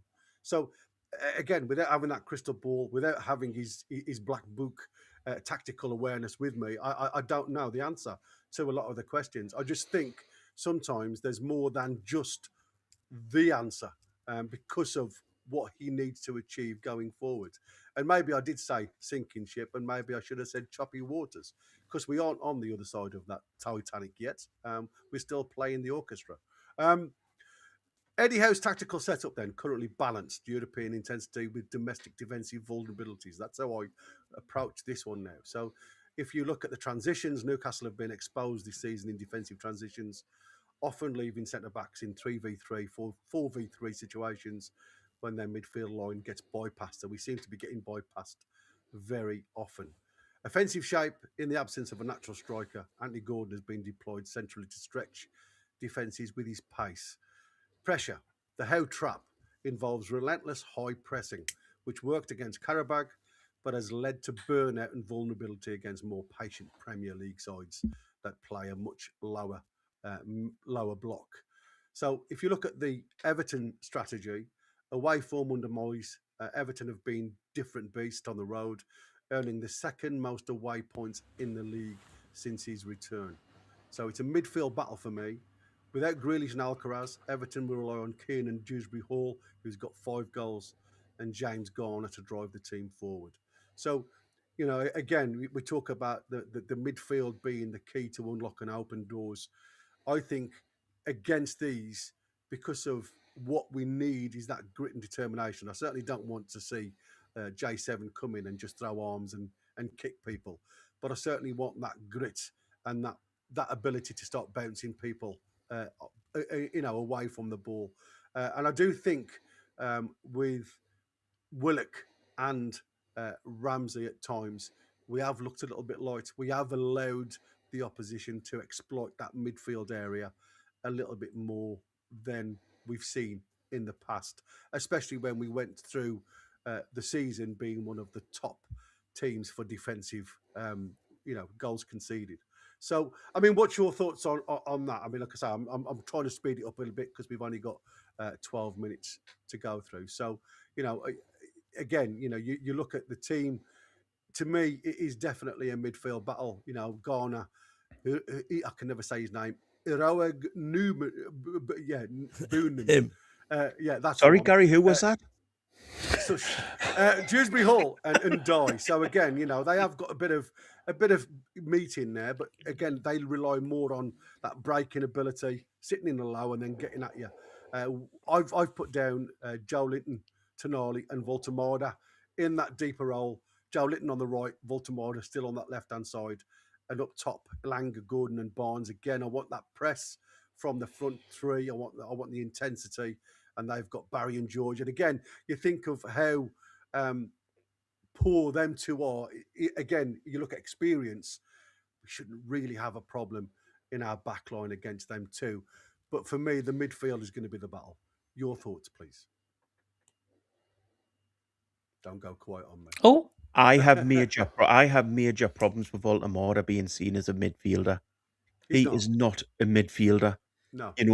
And what's it saying to the other 2 or 3 midfielders we've got on the bench that he's deciding to play a striker in midfield? It's a awful decision by any coach to do this. If Voltemada's not good enough to play up front, put him on the bench and play a proper midfielder in midfield. If Voltemada's good enough to play up front, play him up front and play a proper midfielder, but give him the same that he gives to Gordon when he's up front, the same sort of set up around him so that he's set up to play up there. Playing Voldemort in midfield is terrible decision, and I completely disagree with it. We've paid And yet, 60 and million. yet since we've started doing it, No, Win. Let us finish. We've paid £60 million for a striker, the highest ever player we've ever bought, and then we're trying to convert him into a midfielder. Ridiculous, absolutely ridiculous. He's a German international. We cannot try to change his game to be a defender. He needs to be up front, and we need to set the team up around him, not him drop back into midfield because Eddie Howe's got no idea how to play him up front. and we've proven earlier on in the season that we haven't got the players to play him up front. But we have win because we've played Gordon. Let us come back on that. We've played Gordon. No, but you're completely missing the point. Gordon is a different type of striker altogether. He conducts the press, leads the press, and everybody follows him in. And we have set the team up. And Voldemort doesn't. But we have set that team up to play for Gordon in his strengths. Do exactly the same for Voldemort up front. Play Gordon and Barnes, but play them as the two number twos in behind Voldemort and get them two sprinting forward. And we've tried that. We've tried that. It hasn't worked. When? Yeah, when? For that spell of 10 games when we dropped down the league like a stone. They were playing as wingers. We were playing 4-3-3 at that time. Go 4-3-2-1. Play them two inside and get them two sprinting ahead of them. And then we'll lose the ball. Well, how? Because that's exactly what happened. That's what we did do. We've never done that, Win. We've never played. We have set up that formation to play for Gordon, but we've never set it up to play for Voldemort. Well, all I want a formation that wins, and Voldemort in midfield is winning. I think, like I said, I think you've got to question, and we have to do this because... And that's not to say that Voldemort will not eventually get up front. Yeah, but you have to question this, though, Win, because like when Voldemort come, and when he hit the ground running at Newcastle, which a lot of people, me myself, I wasn't a massive favourite of Voldemort, but he hit the ground running. He totally surprised me, and then he dropped off a cliff a little bit. Is that the fact that the team wasn't set up for Voldemort's style of play? And if it wasn't, then could there have been an adaptation? Now, again, with Wissa coming back into the side, again, when I say he dropped off the melting pot, we still stayed the same shape. Wissa came back into the side, and again, Wissa struggling up top, didn't look sharp, didn't look anything. Voldemort dropping into that deep role, I agree. I don't think that should be his role. But I also disagree saying that we have got other midfielders on there. Apart from Ramsey and Miley, who are both carrying, I don't class Willock as a midfielder that can do a lot. He's more of an advanced attacking midfielder. That's where he's better. So when you want somebody who's going to be sat in that hollow, who can hold the ball up, and you saw the link-up play between midfield and forward line, Jacob Murphy missed that cracking chance. We've looked so much more a strike force running through the middle. So again, if you're looking at balance, and again, I'm not going to try and argue the point, but when I've showed you that violet patch where we look very strong down the wings, with Voldemort sitting in the middle, those violet patches should start to condense more than grey.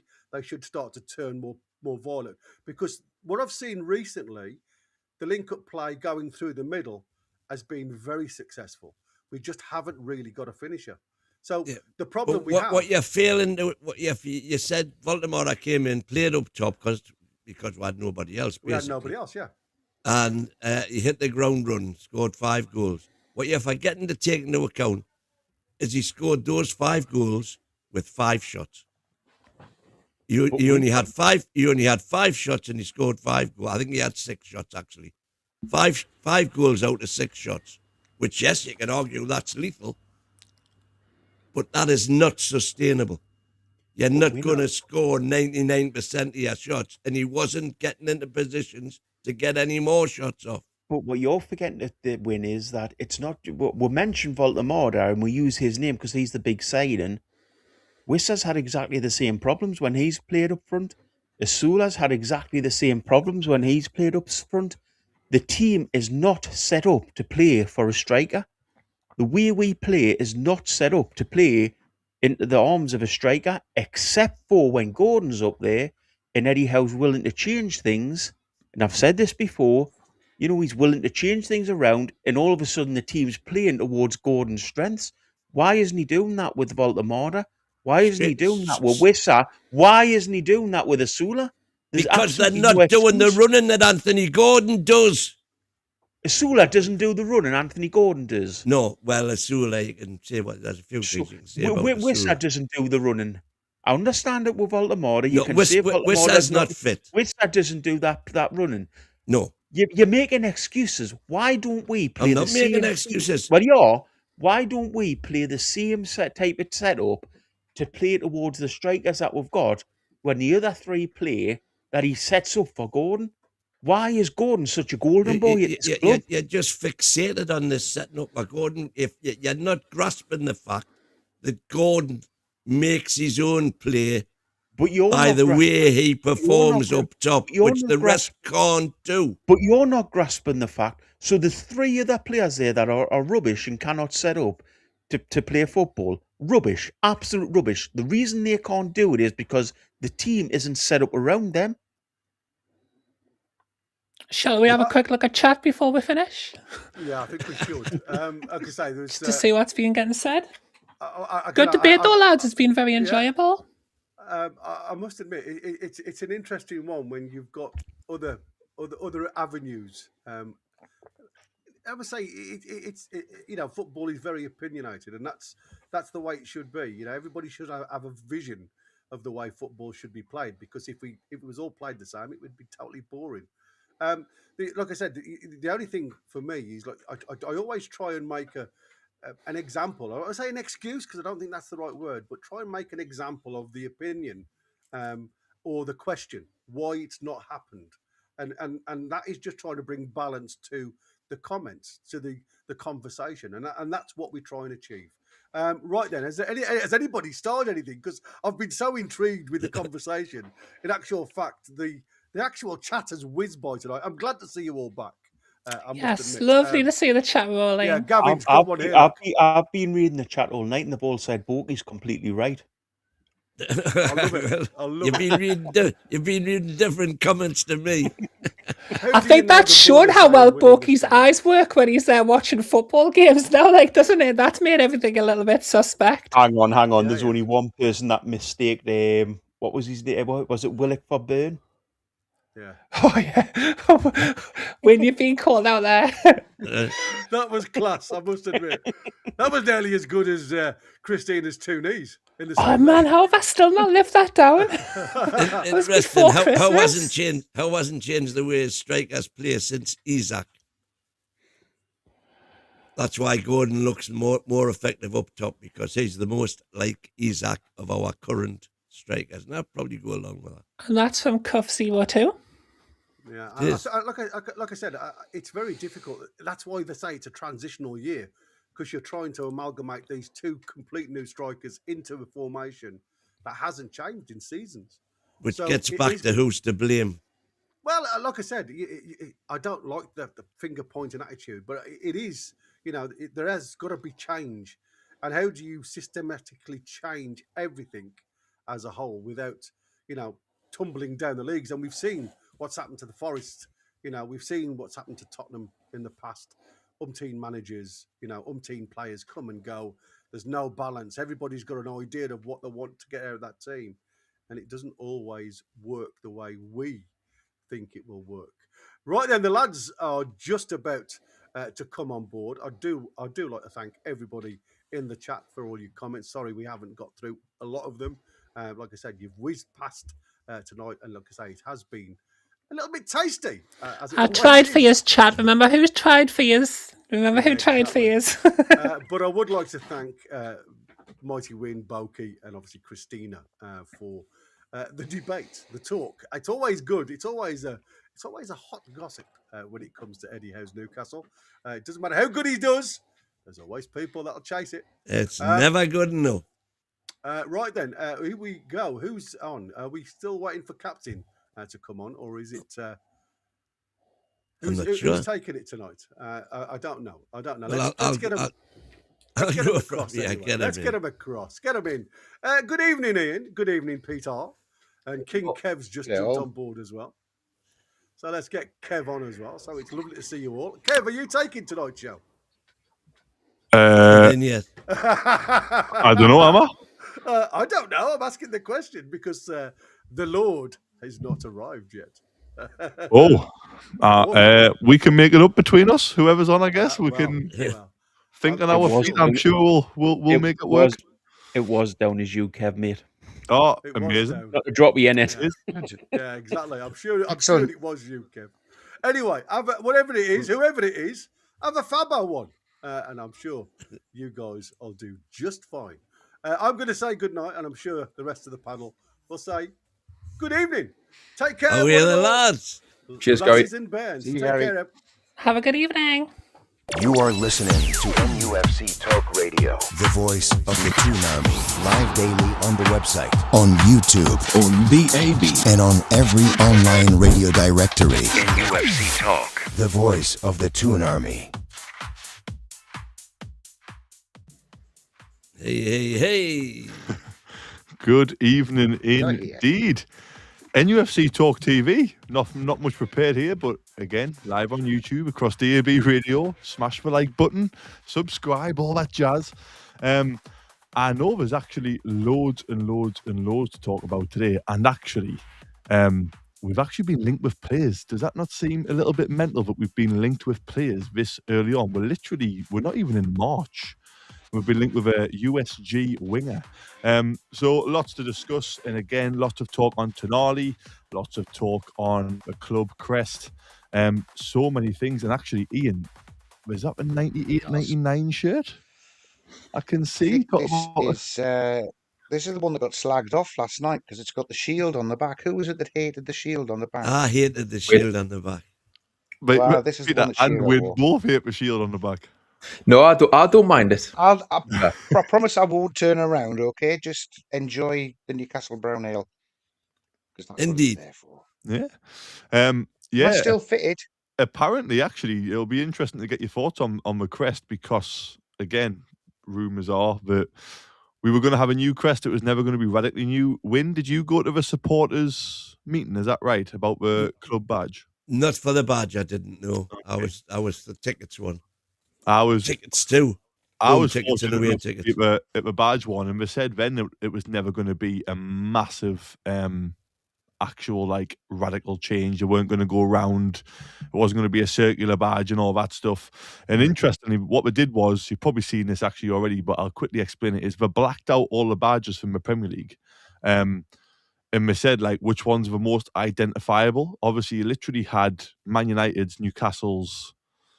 Liverpool's was very identifiable in terms of the liver bird, and the rest of them were almost like circles. Wolves was quite identifiable, being a pentagon or hexagon. I think I'm not great with shapes, but they blacked out loads of badges, and now they're talking about potentially not changing the badge at all. But surely, if there's a new stadium on the way, which again the rumours are there's going to be a 68,000 seater stadium, Leazes Park. We've listened to Mighty Win, and they've said, we're going to take it out of the city unless you give us what we want, bow down to our demands, like the Joker from Batman. So it's actually very, very interesting about the badge. I kind of want to get your thoughts on it very quickly in terms of, do you want a new badge? Do you think there's anything particularly wrong with the current one? Again, the argument with the current badge is actually it's very hard to embroider. It's very hard, too expensive to produce en masse. It's very difficult because of the little intricacies of the badge. Which you look at all the new badges. Like I thought, Man City's old badge was much better than the current one. So it's actually quite interesting to kind of get your thoughts on that. I'm going to go to Peter first. Peter, do you want a new badge? Are you bothered about the current badge? Does it actually mean anything? And in terms of moving forward, is it important? Me personally, I'm not keen on the club ripping up the badge and getting a new one. I like you say, even if it is going to be subtle, it may well be just be a subtle change that they make, which maybe I could live with, you know. But yeah, if you ask me, I just feel like in this day and age where, like you say, or a lot of clubs are going down that route of having circular badges. It does seem a bit kind of copy and paste in terms Yeah. of the style. Wouldn't it be good if we kind of stand out in amongst all of that and stick by the current badge as having it's something that's unique? Then I know it's more detailed, it's more intricate, and like you say, that's the angle they're coming from. I think from a commercial point of view. So I do get that, but purely in terms of like how the badge looks, the journey we've been on with this badge and like growing up with it as well, I guess there is a bit of nostalgia there. Don't get me wrong, but I would just like to see it continue personally.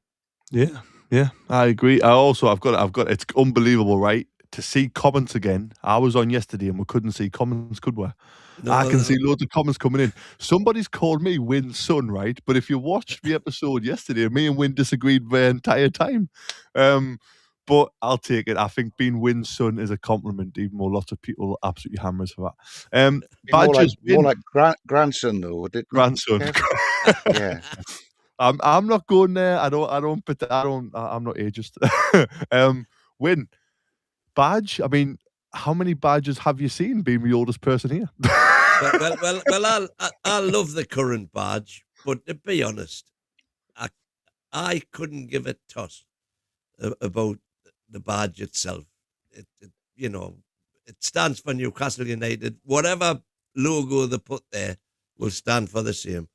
The reason we've got the one we've got now is because it's effectively the Newcastle City coat of arms. Mm-hmm. That's what it is. Yeah. But it is extremely intricate.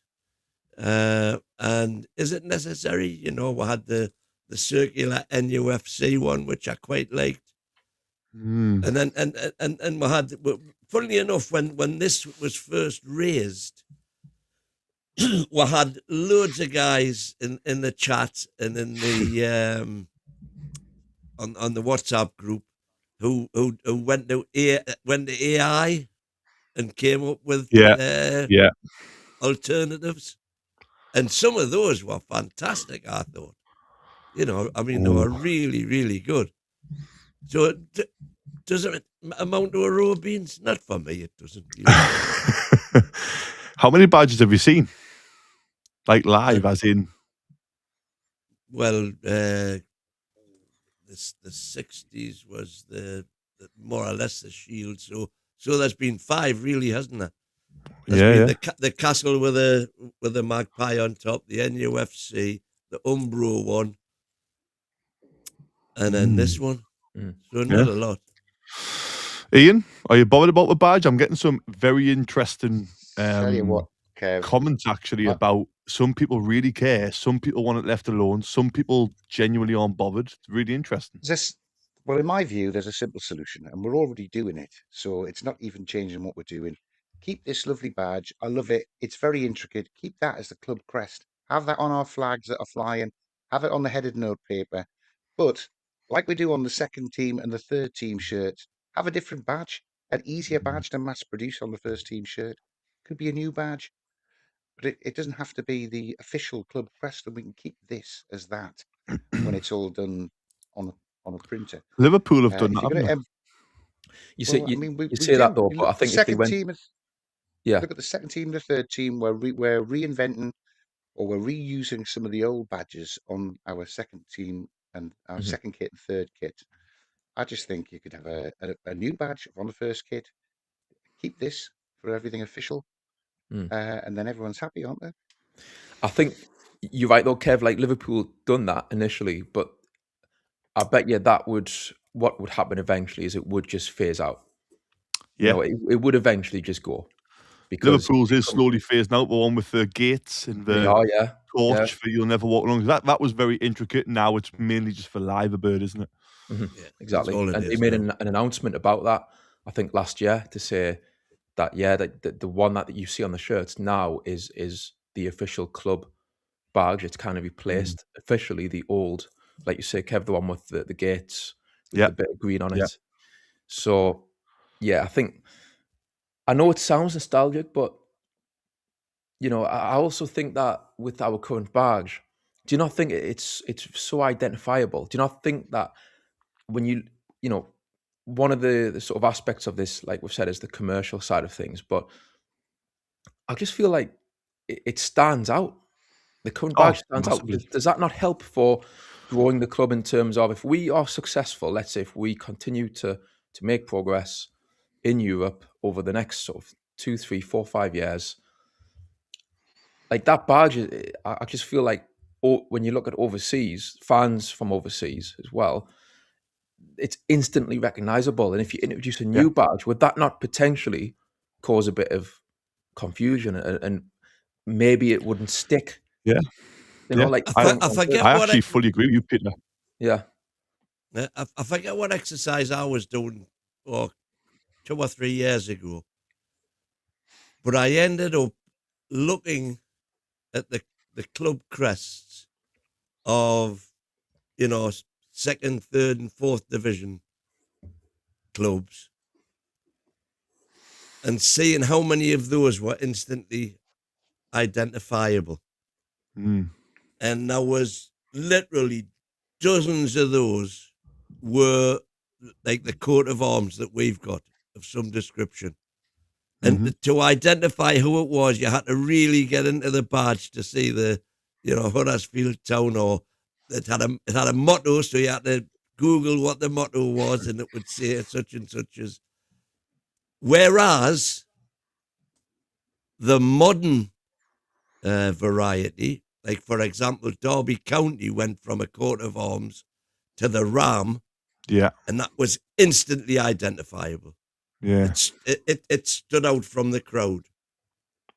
True, but what was Derby's previous badge before that? So they're going from a badge that maybe wasn't very iconic, whereas to something that maybe is more, like you're saying, recognizable. Whereas we'd be going from something which is already it's iconic, and then you go into a different badge.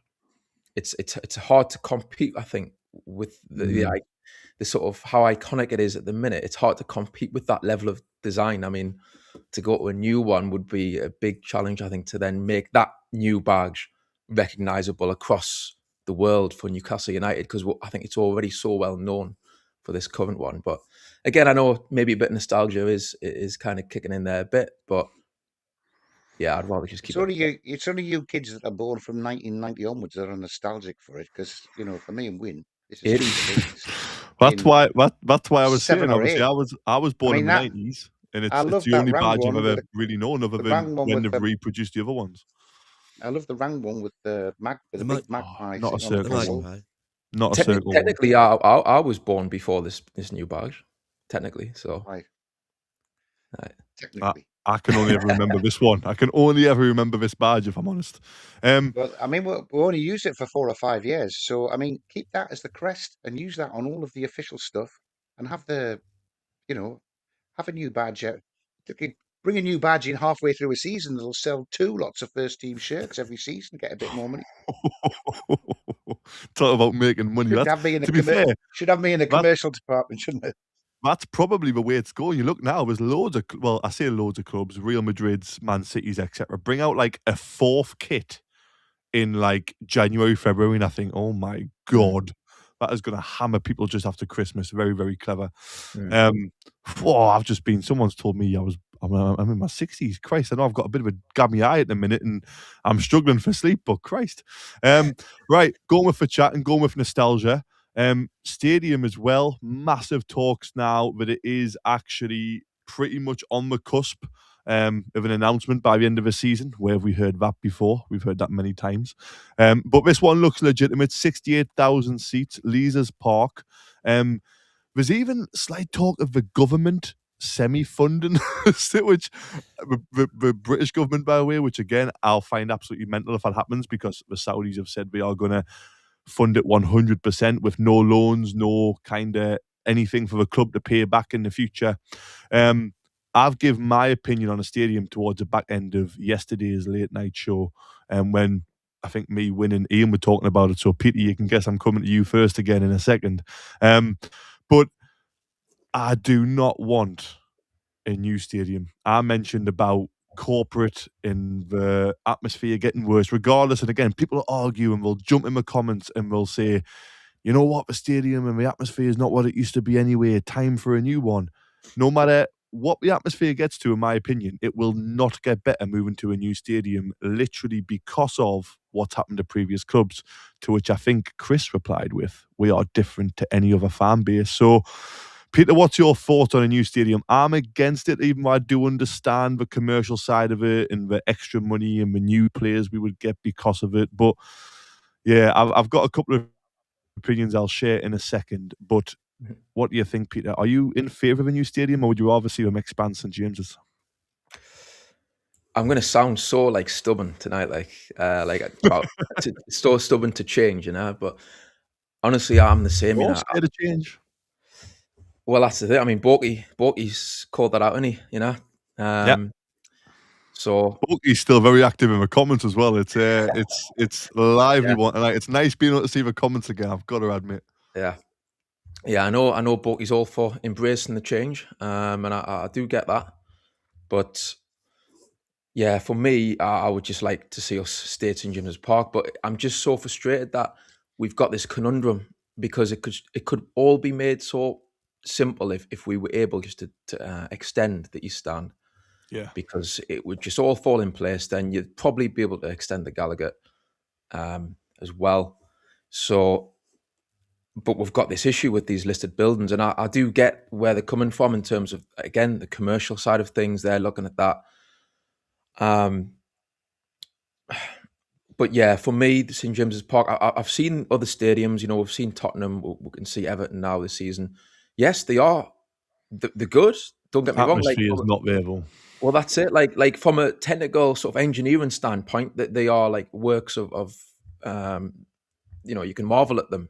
But who was it? Someone said the other day, like with Tottenham Stadium, yeah, it's brilliant, it's fantastic, but that's for the away team. Like, away teams are going there, and they're walking into this stadium, which is plush. The changing rooms are heated. I was about to say that, yeah. Fine and dandy. It's they're walking onto the pitch and they're looking at this amazing infrastructure, and it's like, well, you're kind of rolling out the red carpet for the away team in a way. Yeah. So, like, I get the idea, but, and don't get me wrong, I think I can kind of see it going down this road of moving. It does seem more likely that that's maybe what's going to happen. I think that's where it's going now, unfortunately. If it does, I'll try and be positive about it, but yeah, I would rather just stay at St James's. I think it's again, like the badge, it's very unique. I was going to say, I will just jump in before Ian does. The badge, for me, if there is a new one, it has to be unique. It's what makes Newcastle Newcastle. Is we are so unique and we are so different than any other club, or at least it feels that way to us. Obviously, to the externals, it might not feel like that. And the stadium for me is the same. The fact that there's only 2 stands built up, to me, is unique, and it's amazing, and it's instantly recognisable. So I'm not against, but I'm not for a new stadium. I would just want it to be done properly. I'd want something which has never been seen before. I want it like a spaceship, or it to resemble a castle. And there's a drawbridge, or there's a drawbridge which comes down to allow fans to get it. Something absolutely mental, and I might get on board. But that's a problem, what you've just said there, Peter. The away dressing rooms, right? Like, at the minute, Man City can't get all of their staff in the away dressing room at Newcastle. Neither can Arsenal, because they've got so many backroom staff. Some of them have to wait outside, and it's uncomfortable. It puts them off in terms of preparation and what they are used to. You go to a nice new stadium, you've got this massive dressing room, it's heated seats, it's padded. They've got everything we could ever want. So yeah, I quite like having this old-fashioned stadium-ish. However, we're about to go to Win and Ian, and they've seen multiple versions of St James's. Again, I remember St James's before the most recent upgrade, I will admit. However, it's pretty much all I've ever known again. So, Ian and Win, you guys have seen this stadium. You have probably stood with no terraces and no kind of... with only terraces. I was going to say with no terraces. It was just mud in 1892 when it first came about. You guys were there. It was a massive, massive fear, wasn't it, when they said, "Oh, you can't stand anymore. We're just putting the seats in all of it," and you just sit there going, "Well, that's just going to kill it. That's just going to kill it." And did it kill it? It didn't kill it. No, of course it didn't. My main reason for a new stadium rather than an extension was that I'd have a better chance of getting a season ticket. But both of them are talking about 68,000. That's what Hopkinson said when he was interviewed on Talk Sport, that it could extend it to do 68. So my main reason for moving has gone. However, I would like to reassure you, Kevin and Peter, about losing the atmosphere, that our little spasticated East Stand and Gallagher, that's half the size of the other two, if you build them up and have them all at the same height, you've got a much better receptacle for the noise to bounce around. And I think the noise would be louder in a ground with all four sides built up. I'll just jump in there, right? Fear not. I totally get that, because I've talked about that with Timmy a few times about this topic, and we've debated like both sides of the argument, and potentially, like you say, if you've got a stadium where the noise is kept in the stadium because of it's all even, I can see the benefits to that. And yeah, I mean, what I would say though is that if it does go down that route of a new stadium, you see, I was around when I did go to a couple of games when it was 36 when I was a kid, 36,000. And then obviously they extended it, and I was there for that first night against Derby when it was 52,000. And in the following years after that, I do think, just looking back as well, you kind of watch the games back, I think there was a bit of a shift in the atmosphere. So from 36 to 52, I think the atmosphere did dip a little bit. So back in the day, me and a few other lads kind of got together, and that's where we colonized like level 7, basically, and tried to get the noise going again in the UEFA Cup games. And that then led to kind of people moving up there for the league games in the subsequent years after that. So there was a bit of an issue there, I felt, with the atmosphere. And what I would say is, if we get a new stadium, I just think it's a must for the club to then, they have to communicate with the fans to say to the fans, okay, who are the more vocal type of fans, and who goes where they want to just maybe be more analytical, who goes with the family. Do you know what I mean? They need to create a section where you've got kind of like the hardcore vocal fans together, right? And if they don't do that, it will, in my opinion, it will become a soulless kind of club. Oh, that's what I'm worried about, losing the soul. Yeah. That's what I'm worried about. Win has got something here, look. I mean, you know what, right? If that happened and it added a drawbridge, right, I'd be happy. For people listening on radio, right, because we're massive and we're on DAB radio as well, Wynn's put up a picture of this stadium concept, right? And there's about, I think I can see 1, 2, 3, 4. I can see 6 kind of castle pillars with, is that an American flag? Is Chris the American magpie created this? I can't quite tell what the flag is, but obviously it would be black and white and it would look amazing. I'd be all for that. But let's be honest, if it's a new stadium, we're probably going to get a toilet bowl shaped stadium, and that's where it's going to be, isn't it? I would love to see that win, but it's carnage. I don't think many people would like that. It'd be interesting. And again, I've seen loads of comments. They're not going to chats. They're not going to buy. I need to see them, Kev, correct in front of us so I can respond. They will not buy like an off-the-shelf standard stadium design. They won't. It's piff. We're going to be challenging every year for top honours across the globe in the next 4.5 years, apparently. So we're going to have a state-of-the-art stadium. Don't worry about that. Yeah, but it's going to have to host concerts and NFL pounds. games, and I don't think you can have a drawbridge in a castle hosting NFL games in Beyonce, can you? Why not? You can do without the drawbridge if it can get some dragons flying around above it. No, I think that the whole point about extending the current St James's Park is it ain't going to happen, because whilst they may conceivably, well, then it's going to be even more lopsided. Well, Celtics is like that, isn't it? Celtics right now is almost like we have the Gallagher built. I don't know if anybody, I mean, Wynn's the guy with the pictures. If you can get a picture of Celtic Park right now, I could explain it. But it is like that. Yeah, so there's 3 stands pretty much like what we have currently with 2. And I think that would look all right. You could even put a massive kind of telly in between, like above the south stand, I guess. You could have a massive telly and go across there. That would be amazing. East stand, sorry.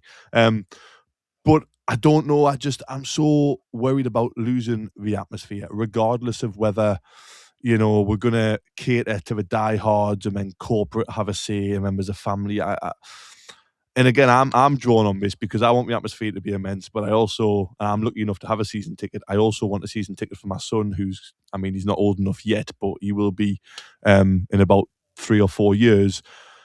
I want a season ticket for him, and I don't want it to be as rowdy. I don't want him to hear the stuff I hear, but then I kind of also don't want to lose that. So I'm trying to have my cake and eat it, by the way. But it's difficult, and wins come good again. Look, so that is what I think, similar-ish to what Newcastle would look like. And again, the people listening on radio, it's a picture of Celtic Park, with 3 massive stands, not as big as ours, I don't think, in terms of. I think we've got or used to have the largest. Is it the cantileered? In Europe, it used to be, probably isn't now. With one kind of smaller stand. And again, I wouldn't mind that. I would love that because it keeps the heart and soul of St James's Park. Wyn, what do you think about the stadium? We've kind of got, again, from Ian and Peter, different views. Same with me. I think me and Peter are kind of on the scared of change side, if I'm honest.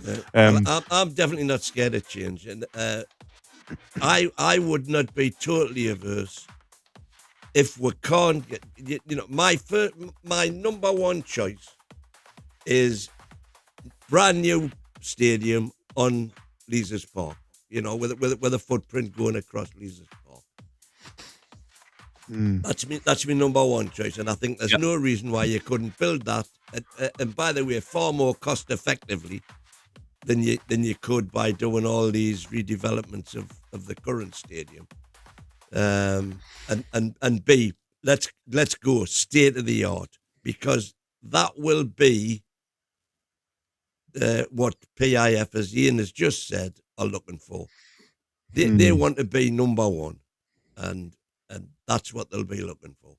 Yeah. However, if there's going to be ructions on there, I would equally have no problem at all with moving out of town. Oh no! Brand new, state of the art, with another training pitch that maybe is the training facilities there.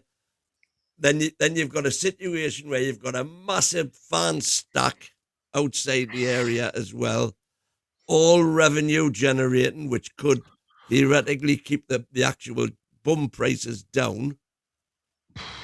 All the car parking, and you would have a metro link, a rail link. Hotels for conferences. Why though? Why would you want to go down that route? I wouldn't. My preference would be to get the council to see sense, give us Leazes Park. Mm-hmm.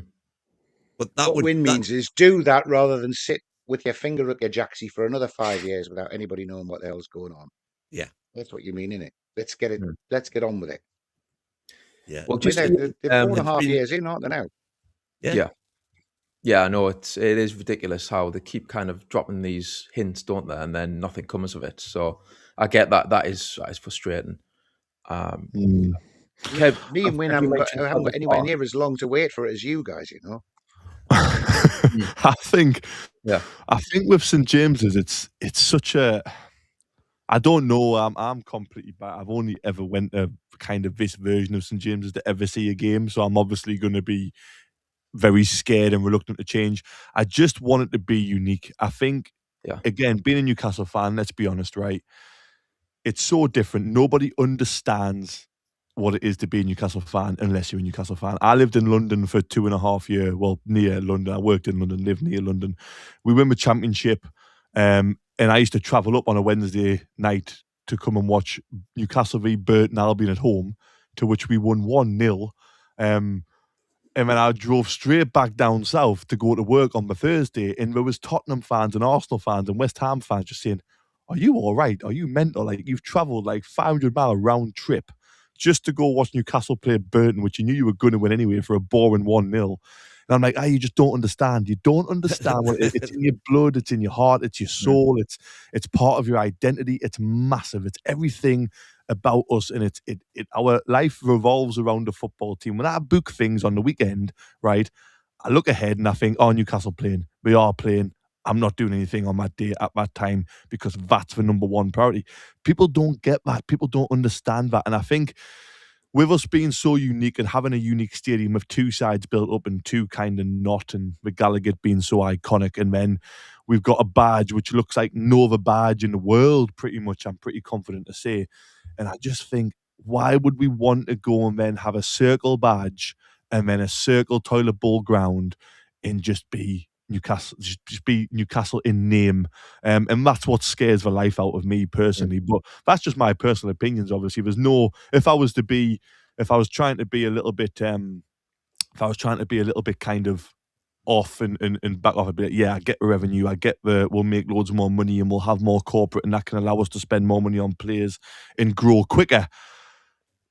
I totally get that, but yeah, I'm going to let Win do the super chat. Cheers, Tony taking the flying crumpets for his super chat. Unfortunately, he's saying, look at my stadium shot concept on my page. And I don't know what you mean by on my page, Tony. Perhaps you could. Oh, let us know what page, and we'll get Win to get it up. And we'll have a discussion about it.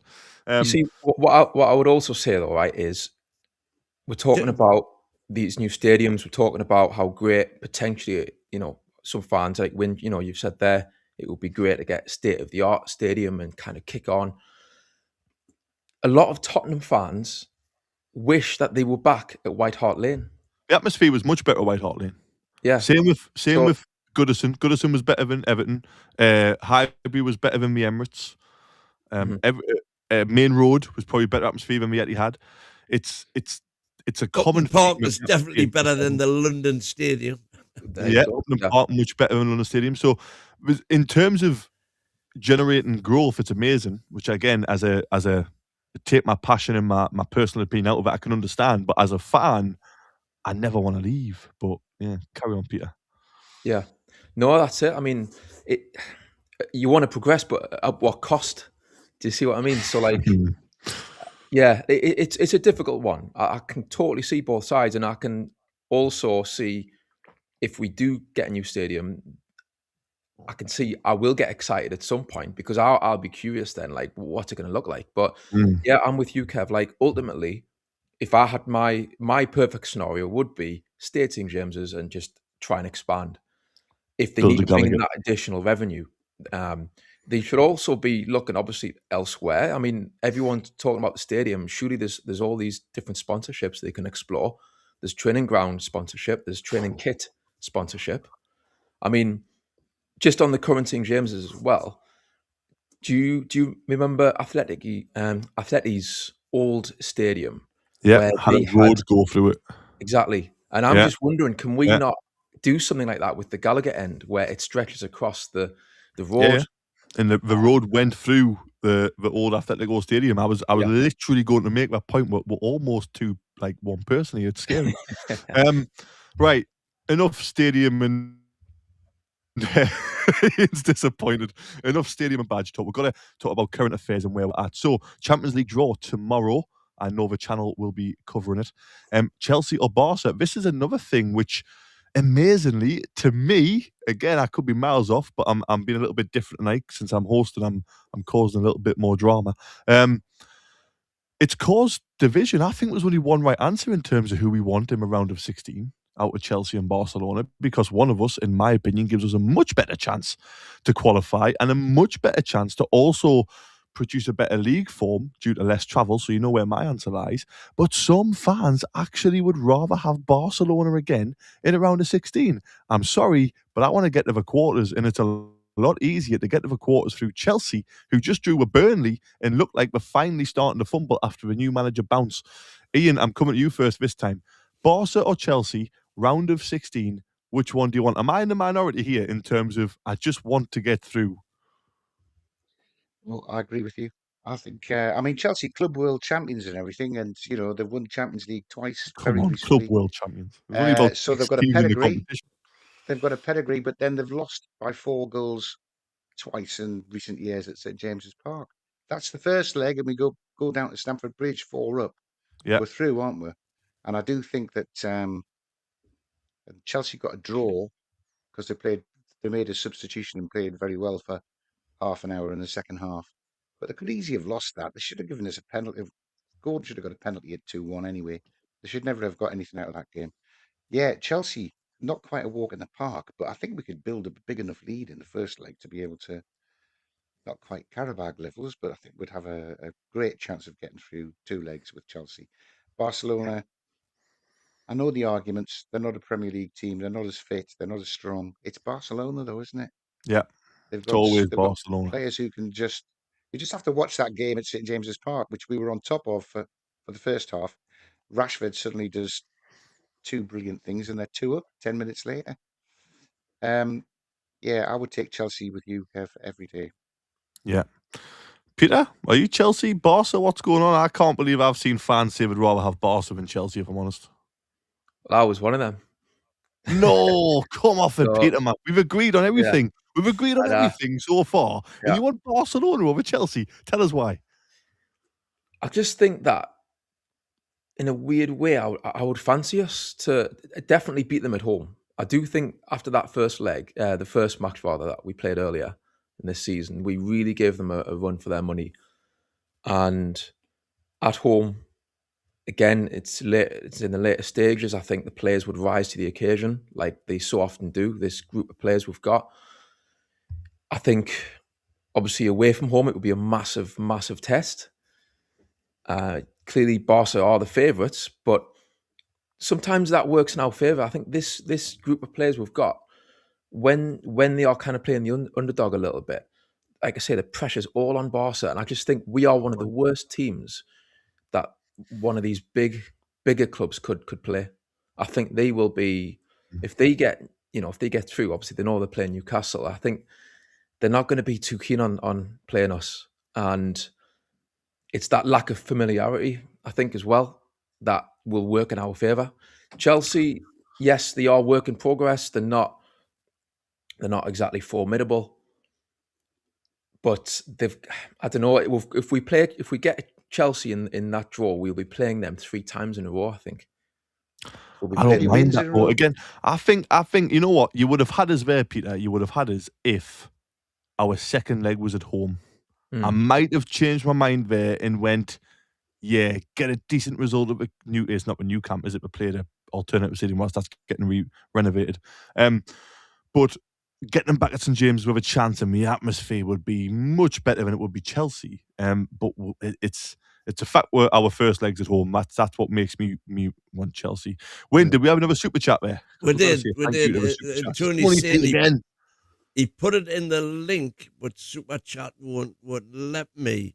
If you can put whatever the link was, if you put it in the ordinary chat, then again, Tony, I'll have a look when it comes on.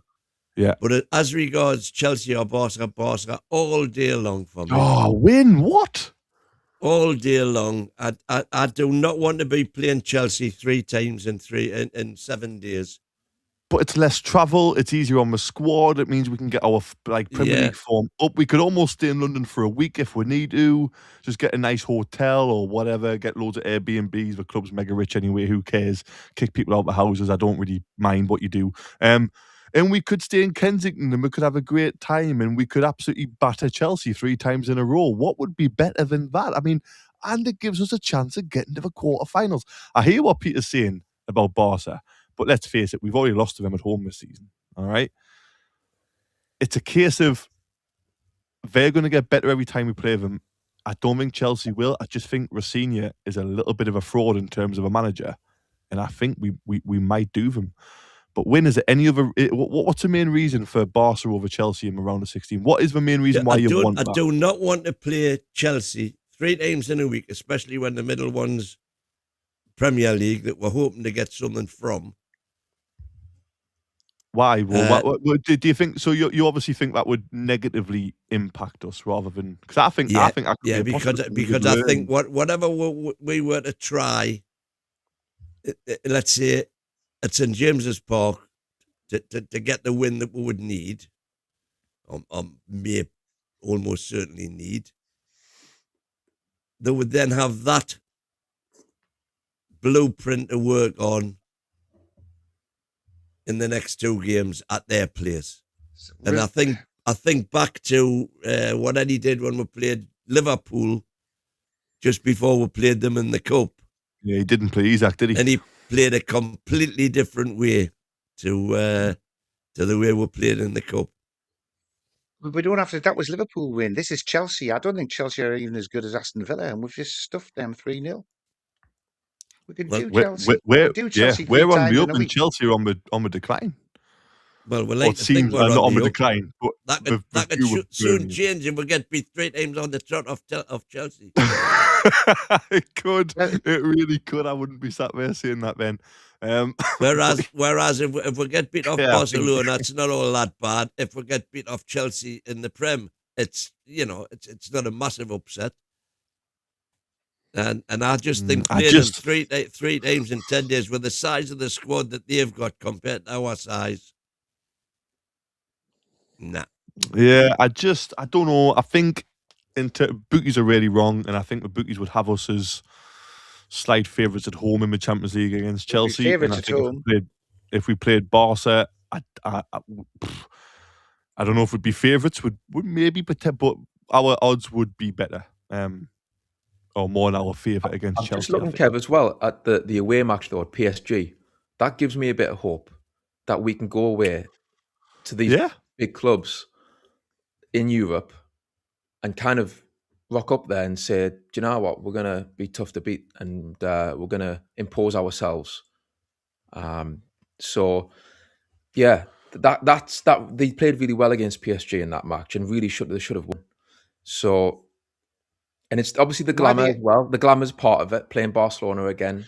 I can see the romantic side of Barcelona again and getting that away game back in Barcelona and the away experience. I understand that, and I get what you're saying about PSG. We did do well, and it does give us hope if we have to go away to Barcelona. But if we go away to Chelsea, we could beat them 3-1, 4-1, and it wouldn't massively surprise us. I just want to imagine dreaming just slightly in the quarterfinals of the Champions League, and we've got, I don't know, Bodo Glimt or something, right?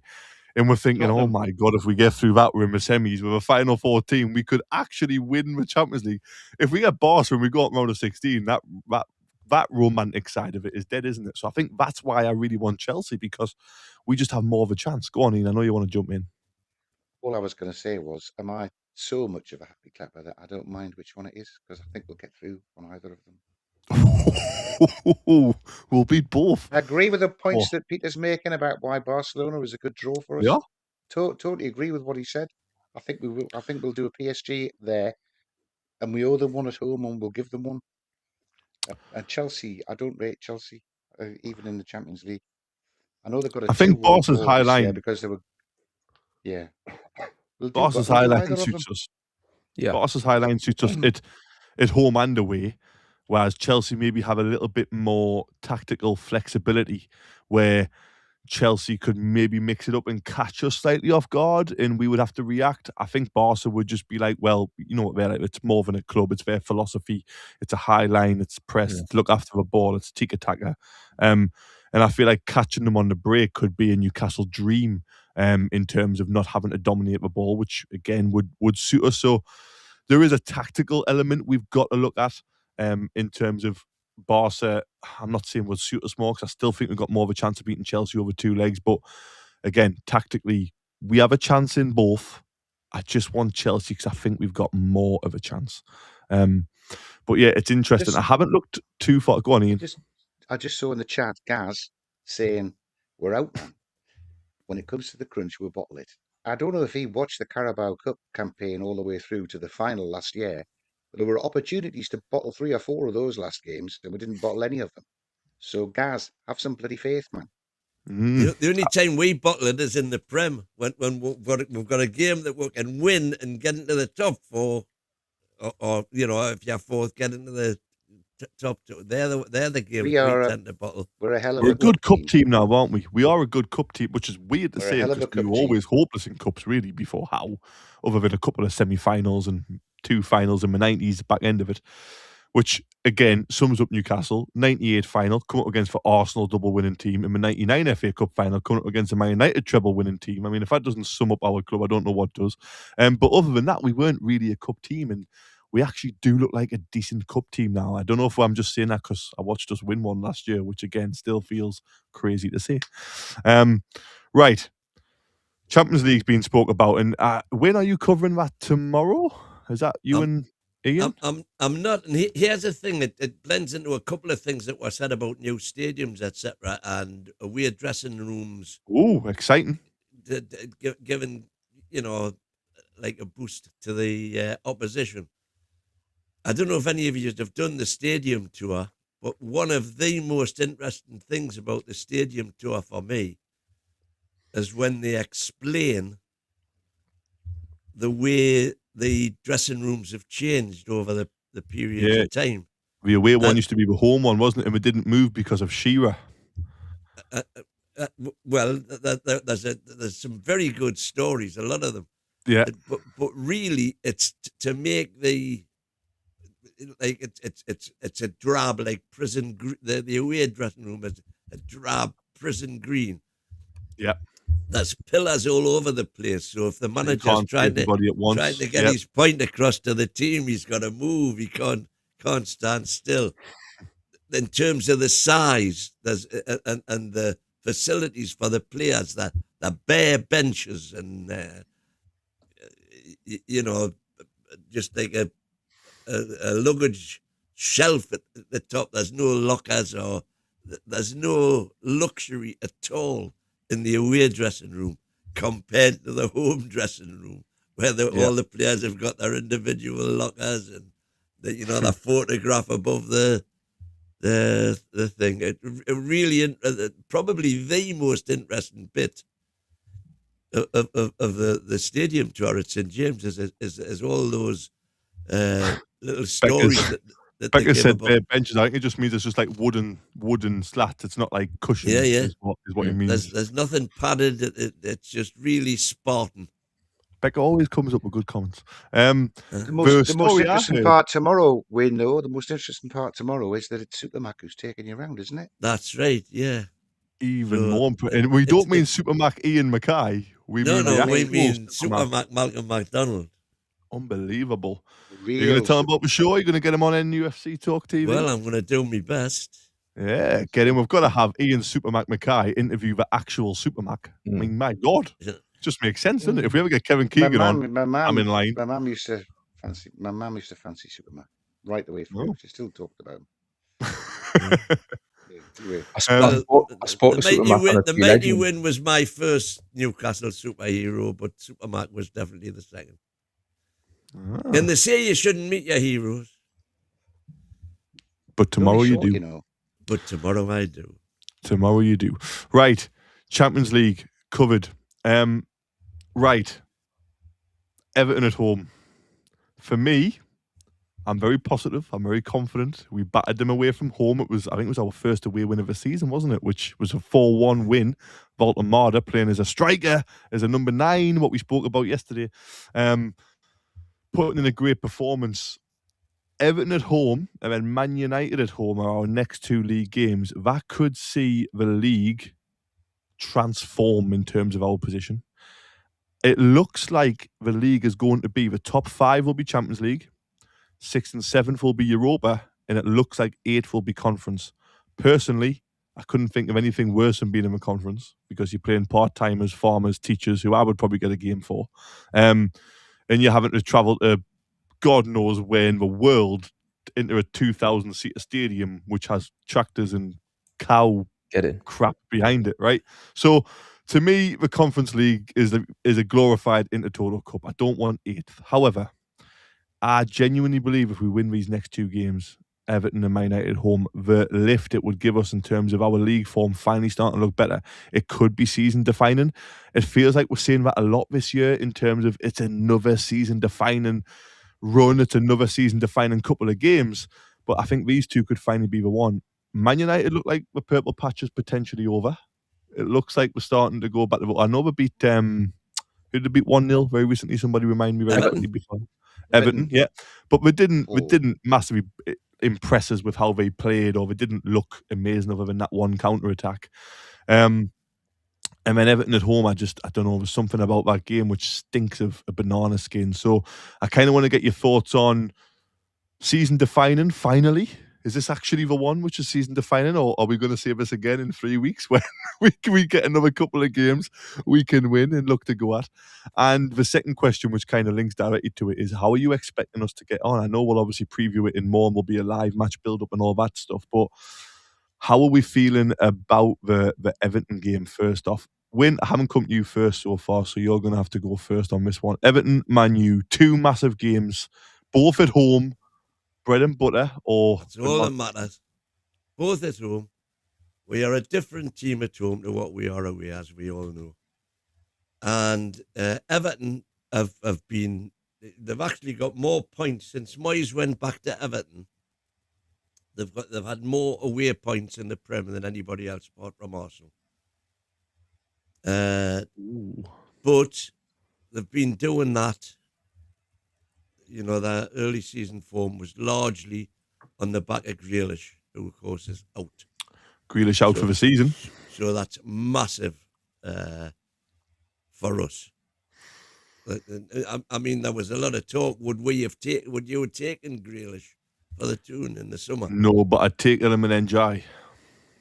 I wouldn't take him, definitely enough. But he did recover his kind of Villa form when he went to Everton, because all of a sudden, I think, as at Villa, he was the big fish in a small pond, and he relished it. Some players are like that. Yeah. But the point is, he ain't going to be there on Saturday, and I think they're pretty toothless, really. You know. Oh. Famous last words. They're tough. They're really tough. Aren't they? That was a wrestling match against Man United. Yeah.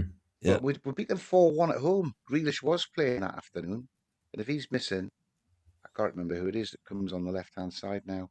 But I reckon they'll be going with Garner. Too much for them. And Garner's been right back recently, hasn't he? Because we've had injuries. The answer to your question, Kev, I think, is these 2 games. We have to win these 2 games in order to set up a string of season-defining games in okay. the latter part of March. So even if we win these, we've still got bigger games coming forward to play catch-up. Well, every game gets bigger. If we keep winning, every game gets bigger because it'll force us up the table. But I think we need to win these 2 games just to correct some of the deficiency of points that we ought to have from the games that we've already lost.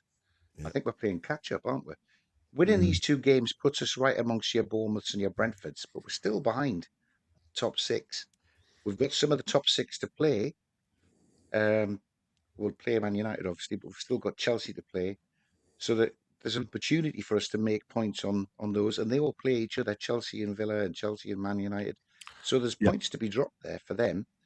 But I think we have to win these 2 in order to get to a position where the games in March and April become even more important, because we've actually got something to hunt down. If we lose these, we're too far behind. You know, we could win 8 of the last 10 and still finish 9th. So if we lose both of these, that's it. That's 0 points from these 2. It's done. I think we need 6 points in these 2 games. Would you take 4 now? Keep 4 keeps it over. I don't really want to draw against either of those teams. There was a comment put in before. I didn't see, but somebody said we have no chance of beating Man United at home. I think we've definitely got a chance against them. We're starting to look like the Amorim team again. Always beat Man United at home. When it's bloody Matty Longstaff that's scoring the winner, we can win it against Man United. Win set up Everton being toothless, so us conceding 3. And Supermax just set up we always beat Man United at home. So Peter, what's going to happen with Everton at home and Man United at home? I just hope you haven't bloody jinxed us there, like so. Jinx is our here. Yeah, but we'll see. But I think with Everton, just first of all on the league table, I mean, the problem is it's getting to that kind of business end of the season where the table is starting to take shape. So you will get to a point very soon now where it will start to, you'll get cut off, basically. If you don't start going on a run and stay in touch, time's going to run out. And yeah, I think you'll start to see, like I say, kind of a pattern forming in the top 6, top 8. So it is massive, given the fact Everton and Man U are kind of up there in those kind of positions like we are.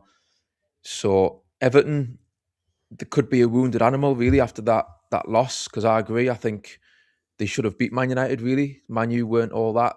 So, but Everton, yeah, they just couldn't, like you say, win. Maybe they are a bit toothless because they done a lot of things right, I think, in that second half, but they couldn't create that opening, that Couldn't chance. finish their dinners. They are tough, and I think they'll Very come in tough. and yeah, they'll not make it easy for Newcastle like they haven't done in the last couple of times they've rocked up at St James's. So it could be one of those nervy games like it was. I mean, last season was torture watching that one, the last game of the season. That was tough. They just wanted to scupper our Champions League plans. Pickford's team talk was very clear there, if I'm honest, in terms of let's mess them up and just we were wasting time from the very first kick. We weren't there to win. We were there to just stop us from winning. I think the players just froze. Yeah, they were like they had lead in the game the season before. The game the season before wasn't much better actually, although we did play quite well in that and led 1-0 for a long time. And then they got the penalty. Paul Dummett's last act as a Newcastle defender was to haul somebody down and get a penalty away 2 minutes from the end, and Calvert-Lewin slotted it away. Hadn't he just come off the bench as well, Paul Dummett? Yeah. Am I thinking the right game? He came off the bench for 5 minutes or so. I completely put that to the back of my memory, right? that happened. And you just mentioned it there, and all of a sudden it was as clear as day. And I'm like, oh my God, we used to have Paul Dummett. How far have we come? Mental. So season defining. And to be fair, I'm going to put you on the spot then in terms of predictions. I'm going to ask you how many points. 2 questions, actually. I'll be very nice. What would you take now without having to play the games, and you would just move past them and carry on with the season? And what do you think we'll get? So we'll just go around in the same order. Win, what would you take now without having to play the games, and what do you think we'll actually get? 6 and 6. 6, okay. 6 you would only take 6 now, and you expect us to win both. High standards. You've got to win your home games, and there's no reason. Especially when your away form's been so poor early on in the season. You've got to play catch up, like Ian was saying before. So 6 and 6. Ian, would you take 4 now? These are both 6-pointers because Everton and Man U are ahead of us. So 12 and 12. Although win is in cloud cuckoo land, no, I think we'll take 6, and I wouldn't take any less than 6 if you're offering me something. Man United in form. Would we not take a draw? Man United look like we're steadying a little bit, and and I think Everton's a banana skin on top of that as well. I don't know. Would I take 4? Everton might get a draw, but then I've got 4 anyway, haven't I? I think we'll beat Man U. I think how we'll make them sit through a recording of that game on Boxing Day when Man U ended up with 3 programme sellers and the fella who does the coffees at half time playing in defence, and we still couldn't score against them. I think you'll play them that and tell them you've got to put this right. I think we'll do Man U. Peter, would you take 4? I think I might take if you'd offered me 4 points and you say I think I would, because I, like you say, I think there's a generational gap here, Peter. We're like, oh yeah, just get us through and win, and like we're gonna batter both of them. Yeah, I love your confidence. And don't get me wrong, I don't think it's beyond us to do that, to win both. But it's been so inconsistent this season. I feel like you say, I think Everton is a bit of a banana skin, and Man United on the day that they've obviously been on the up now under Carrick. What I would say is that Man U, I think Carrick, as well as he's done, I think he kind of buys into this whole tick-a-tacker stuff quite heavily. So against Everton, for example, they didn't have Sesko on the pitch until they brought him on and he scored. But they basically were playing with no strikers before then. Mm-hmm. So that may work in our favour if he's going to kind of like play that style and try and slow the game down. And if we can press them, then I think we can get some joy from that. But yeah, I mean, Mbeumo hasn't set the world alight as well. I mean, again, I'm probably jinx. What is going on with you three here? We've just predicted. Yeah. And when we want to have a worldie, Everton to score 3 and us to not pick up any bloody points in the season be over. Get that on a bet. Well, as Borky would say, whose fault is that? So. Oh, come on. No. Listen, I do think we can do it. And yeah, you mentioned Njai for Everton. He is definitely a danger man for them. He seems to float about all over, doesn't he? So yeah, but we'll see. I would take 4, but you know, we've got to go for it. I think, like you say, it's business end of the season. It's getting the crunch time now, and I'm crossing my fingers we can get 6 out of those 2 games. 6 points from the next 2 in the league would be amazing. Go on, Ian.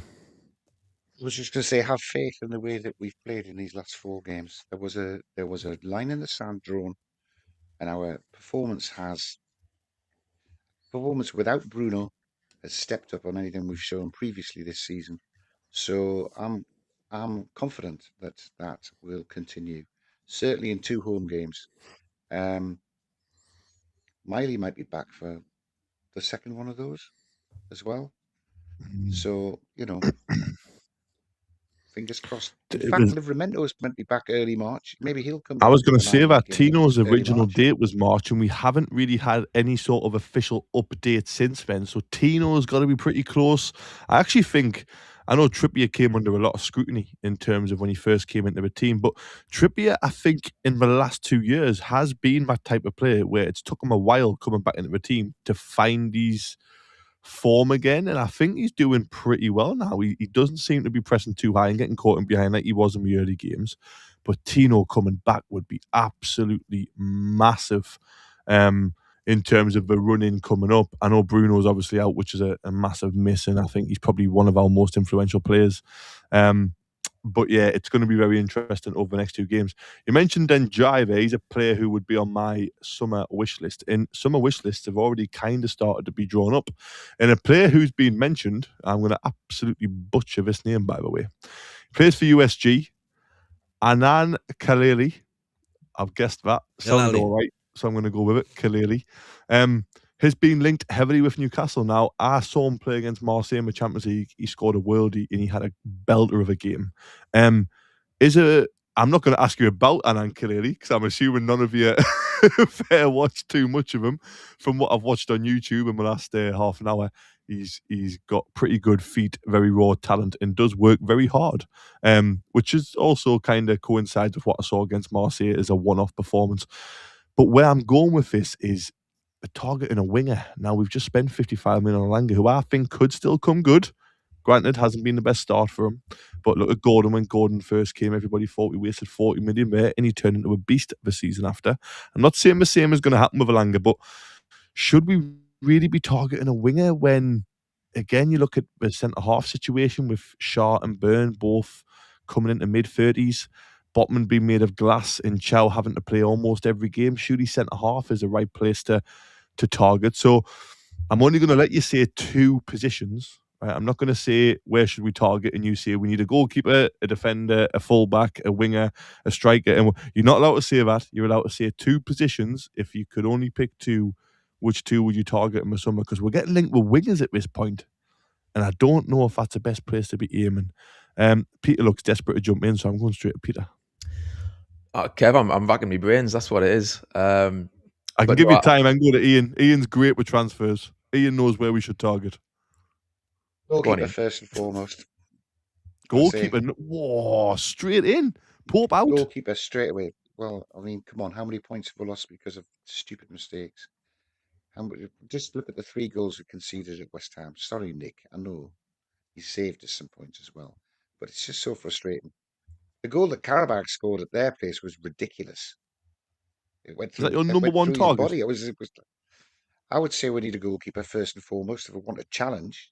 If we want a challenge, definitely. My heart is saying, please, God, replace Murphy. But my head is saying we definitely need a cover at right centre half, because I'm not sure if Fab's going to come back in anything like the same condition. I say it depends. Fab's never relied on pace, has he? He's never relied on pace. So if he can get back to full fitness to what I thought he was in great form before he got injured. If he can get back to that, he could probably do another season. He's relied on standing up, though, hasn't he, Kev? He has. He'll be able to stand up. So centre half, right-sided centre half, and goalkeeper at Ian's 2 for the summer. I'm going to win 2 areas only, can't we? Because we all know we We need lots of players. Let's be honest. We want about. Are we 6 assuming that Livramento is going to be on his bike? Well, if you think he's more than likely going to be there, if you think he's more likely on the way and you want to see a right back, you can absolutely say that. That's your opinion. Well, that would be a key part of the decision as to where we need strengthening. If we assume that we're going to have another two because we're going to be getting money for Livramento, You could argue even if Tino position's covered. stays, even if Tino stays, you could say Trippier. I mean, is 35 coming up 36. You could argue we need a right back anyway. Well, you could still save that area if you want. We've got Shahar there, of course, As an understudy. who might come through, but I think we need a striker. Oh, straight in. More money on a striker after spending striker and a left back. 125 million we spent on two. Two key positions. As for goalkeeper, Ian, I'm shocked, really. Really? Are Pope or Ramsdale the best keepers in the league? Not by a million miles. But with what we're going to need to strengthen in the summer, when you look at the players we're losing, it's way down my priority list, goalkeeper league. Let's see, we've got about 8 goalkeepers, haven't we? Go on, Peter, you've had time to think now. So we've got goalkeeper, we've got right back and striker from Win. We've got goalkeeper and right-sided centre-half from Ian. Peter, what are you going with? 2 areas. Well, I can definitely see where Ian's coming from, because honestly, like, if you're going to achieve and you're going to make that next step and win trophies like we want to see the club do, you're not going to do that with Nick Pope doing dropping the clangers that he's dropped. And I love him. Do you know what I mean? He's been class for Newcastle. But yeah, I'm very tempted to say goalkeeper. If it's only going to be 2, if you say to me it's limited to 2, then I do think striker. I'm thinking striker and defender. If I had to kind of like say here and now, just 2 signings, then first of all, up front, I mean, I think Asula will be moved on, and I don't think he's shown enough. So yeah, I probably agree. That leaves you with Wissa, Voltamade if he's going to move and play up there, but that's about it, isn't it? Obviously, Gordon can play up there, and he's doing a decent job at the minute, but you're light up front then all of a sudden. So, yeah, for me, we need a striker, definitely, in the summer. And, yeah, I mean, we're getting linked with wingers. I would like to see Alanga come good. I would doubt that he will, personally. I don't think he will, but I would love to be proved wrong. I hope he comes good. I think the thing is, right, as well, with you looking at like right back and also left back, I'm thinking Lewis Hall, no cover. Yeah, there's no help, is there? Nobody said left back, and I'm shocked at that so far. Yeah, I was thinking about that, and I thought, well, Alex Murphy looked pretty good. And this is where I'm thinking it would have been nice for Eddie just to have played a few more players like Alex Murphy, Shahar, a bit more. Sorry, I did say left back, by the way. I said we've got Shahar at right back. Sorry. No, I've got Shahar covering for Tino. Okay.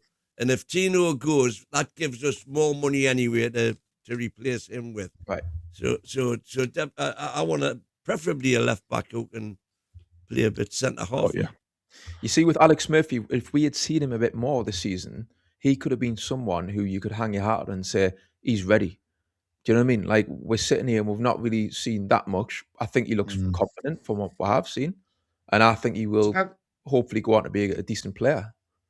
Go on, Ian. About this time in the season, though, that Howe finally started playing Hall.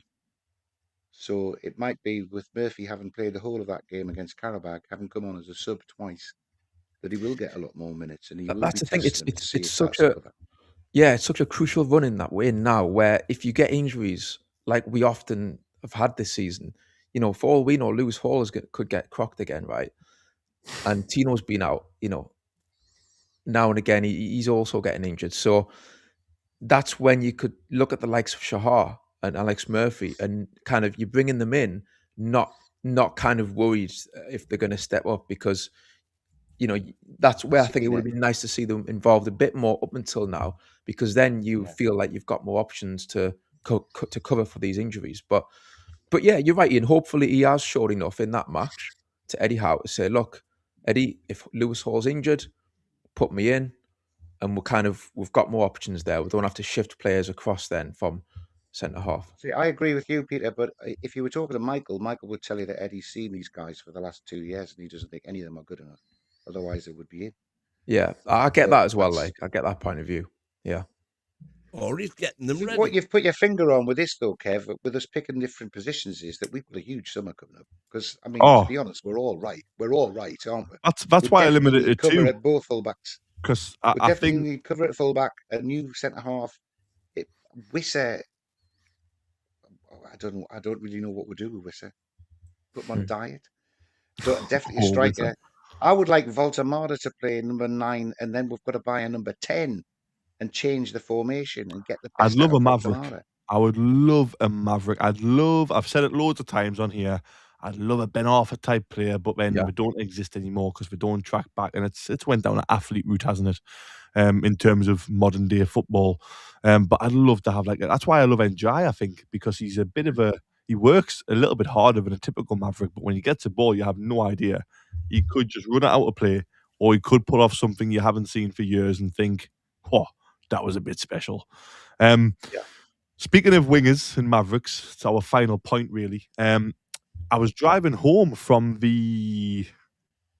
what match did we just have? Carabao match, 9-3. And TalkSport were talking a lot about Anthony Gordon and how he's level with Kane on Champions League goals and he's only 2 behind Mbappe. And a lot of Newcastle fans started to call up TalkSport and say we would sell them in a heartbeat and we would cash in on them, to which other football fans could not understand for the life of them. They could not get their head around why on earth we would sell our England international winger, who is second in the Champions League scoring charts this season and is he our top scorer in all competitions now? Won't be far off. Between him and Barnes, I think. So, yeah, that's the question I'm going to finish with in terms of would we, I don't know, I personally, when I heard the fans ringing up saying I would cash in on him, I kind of agreed because he's been very hit and miss this season. I was having this conversation with my dad at the match saying, personally, I wouldn't mind cashing in on Botman because we can't get much out of him in terms of on the pitch. He's got a good reputation. We could get somebody a little bit more reliable. I also said I would cash in on Gordon whilst he's back in form, to which has caused a little bit of uproar on why on earth we would actually sell one of our only England internationals. So what are your thoughts on Gordon? Is he a sellable asset in the summer in terms of he's a good way to make a profit from a 40 million? You'd probably get around 80. I think Jamie O'Hara said he would love to sign Gordon for 80 million. He'd be delighted with that signing for Spurs. To which I thought I'd probably accept 80 to 90 million, I think. But then, I don't know. It's a tough question because he's back in form. He's our top scorer-ish in all competitions. Yeah, what do you think? Ian, are you cashed in on Gordon or not? If the price is right, you cash in on all of them. But personally, I wouldn't be looking to market Gordon. I would want to keep Gordon. You wouldn't openly look to cash in right now, then? You wouldn't openly market him. But if the right price, what's the right price in your opinion then? 90. Same 90? for Tonali. I'd sell Tonali at 90. And if I could skin the same for Livramento off Man City, I think I'd have that as well. A comment to go mental with keep Gordon. So this is complete opposite of what I heard yesterday. Newcastle fans were saying cash in, whilst other fans of like West Ham and Tottenham were like, what are you talking about? Newcastle fans are ungrateful. And now we've got Newcastle fans in the chat saying, keep Gordon. And I'm saying cash in. Peter, where do you stand with cashing in on Anthony Gordon? It's starting to cause a little bit of, whoa, what's happening? 80 million now. It's starting to boot off a little bit. What's happening? Are you keeping him? Are you selling him? What's going on? It's a tricky one, right? Because I feel like Gordon's got a new lease of life since Eddie's kind of moved him up the pitch and playing up front. I think for me, it started with the Liverpool game away, and he showed something there. Like, to me, he showed something where I thought, you know what, he could do a job up front for Newcastle. He got the goal, and it was a quality strike. His movement is good up there. I think left wing this season, he's been way off it. Like, not enough goals. Didn't score for almost a year. Not enough assists. In the league, yeah. So left wing, like, his form just absolutely nosedived. And I do feel like he was, I don't know if he had one eye on a move in, like, looking ahead to that. But if he'd stayed left wing, I would have been sitting here saying, yeah, definitely sell, especially for that amount of money, because we've got to be creative. You know, if we're going to complain about being hamstrung with PSR, but then also not trade it and be creative in the transfer market, you know what I mean? Like, you kind of have it both ways. So, but it's a bit of a conundrum now, because I think up front, he's an option, and that maybe will rejuvenate him a little bit. So when he does then go back to left wing, maybe we will then see the Anthony Gordon that we saw 2 years ago in that season when he was player of the season. So it's a tricky one. I mean, I feel like his heart is, I'm totally guessing here. I don't know this, but if I was to kind of stab in the dark, I feel like his heart might be set on Liverpool. With him being a Liverpool fan, he was linked to Liverpool a couple of years ago, and that seemed to throw him off a little bit. So maybe do you cash in while his form is good, and then you look and you bring in another player who's even better than Anthony Gordon? As a character, I quite like Gordon as a person. He seems very intelligent and he reflects. I like reflective people.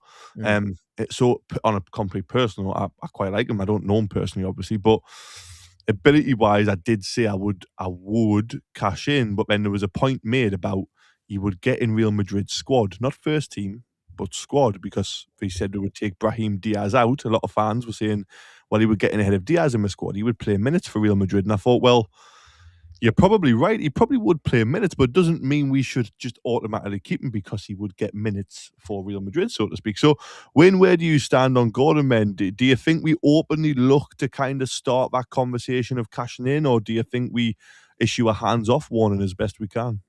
If Gordon makes it clear that he's happy to stay and fight for his place or whatever terminology you want to use, we'll keep him. You don't sell your best player. But I agree with Ian that we've got to start getting smart. And if you could get, 90 million for him, you've got to look at it. But I think I would leave the decision down to him. Does he want to nail his colours to the mast and stick and stay here? And if he does, I think we've got a player there. I've always liked Anthony Gordon. I don't go along at all with all these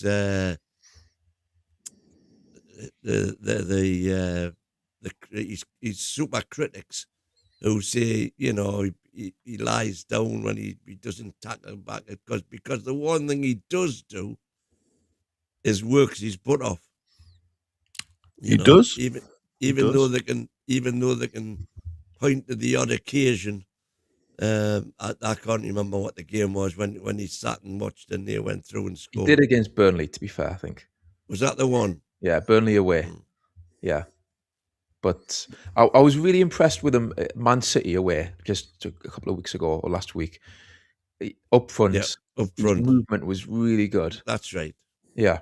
So Diaz substituted, didn't he? Yeah, I was surprised he came off. But Kev, you mentioned there about his character. Let us throw something at you, right, about Gordon, because I was talking to Timmy about this last night, and we were looking at that clip when Anthony Gordon kind of squares up to Trippier for Everton. Remember that? Yeah. And what about, Gordon? I mean, I agree. On one hand, he's got this kind of like, he's matured, isn't he? Since then, he's got this personality where he is ever so slightly. He still got sent off against Van Dijk stupidly. Well, that is true. Yeah. Well, that was going to kind of be my point. Is do you not think that we need to see that kind of spiky version of Anthony Gordon again, like he was at Everton, when he's kind of like a bit of a, obviously I don't want him getting sent off, but do you know what I mean? He had that energy about him where he was a right nuisance, and he was in the opposition's in their faces, like Trippier. You know, he was kind of like a pest. Yeah. And now he's a bit more like, and don't get me wrong, I can see, you know, he's trying to be a bit more calmer, and he's more, what's the word? You know, he's using his head a bit more. He's not kind Mature, of like, reflective, yeah. exactly, yeah. So I don't know. Does he not need? Because you look at Wayne Rooney. Rooney was like that as a player, where he was just like a beast, and he was awful for the opposition players to play against because he was just pent up energy. And I wonder, does Gordon need to go back to that maybe a little bit? I don't know. I'd like to see it. I love players like that, though. I mean, I talk about all the time something houses in football, how I love them. I remember Pedro Neto came to St James's Park. I can't remember, it was last season or the season before, and he was giving it large to the fans, and everyone was reacting. I was like, that's exactly what I would be like if I was a player. I want that. I like that. I want Pedro Neto with us now because that's what I like. Same with Ekitike when he blew raspberries to the Newcastle fans. I was like, that makes me want him even more because he's that type of personality. So yeah, I do like that side of Gordon, but I'm a little bit wary because of that when he ran 40 yards just to hack down the back of Van Dijk, which ultimately, I know we came back with 10 men to 2-2, and then we were just knackered, as Wynn would say. But you're saying he ran whatever he ran 40 yards to hack Van Dijk. He didn't. He ran 40 yards because he was so committed. He was always going to be late. He was always. It was in a, for me. That was he was never going to block or win that ball. It was. Well, I think he thought he very was much. No, surely not. He was behind No. Van. I personally think in that instance, I think Gordon's actual intention was to not get sent off. Of course it wasn't. But for me, it was a case of, I'm going to hit Van Dijk a little bit late. I'm going to get the crowd up, and I'm going to get that atmosphere here. I might take a bit of a yellow card. You see, I disagree with let's that. get the crowd going. Let's hit it. It's a bit like when Burn does that massive sliding tackle when it gets a little bit quiet in a game. He doesn't need to slide. He could just take a touch and put out a play or pass it, but he goes on a massive, like, I'm over exaggerating here, obviously, like a 20-foot slide into the ball smashes off the sponsor board, and Burn gets up and the crowd go mental. And I think he was trying to do something similar to that in his own way. I think he probably knew deep down he was never going to get the ball with a Van Dijk. I honestly think he thought he was going to get the ball, and when at the last minute when he realised he wasn't, and you can see him do it. I've watched the clip time and time again. He pulls his leg back to try. That's why he hits him further up the leg. That's he right. His leg to not go in. He and tries hits him to back pull on the his car. leg back. He bends his knee away from Van Dijk, but his momentum then, because he's on the deck, carries him forward with his foot slightly in the air. No. I agree, but I think the reason he pulls out is because his initial thing when he first starts that run is, right, I'm going to look like I'm going to chase down, I'm going to get the crowd, I'm going to get a reaction, I might shoulder barge him, and then he's thought, oh, if I slide in, it looks a bit better, and then he's thought, oh no, I'm in trouble, pull my foot out too late, red card. I'm not saying it's a bad intention. I'm not saying that at all. I think his intention was to either get the crowd up or win the ball or whatever. His intentions are good, and I think you've always got to look at intentions of people, not just players.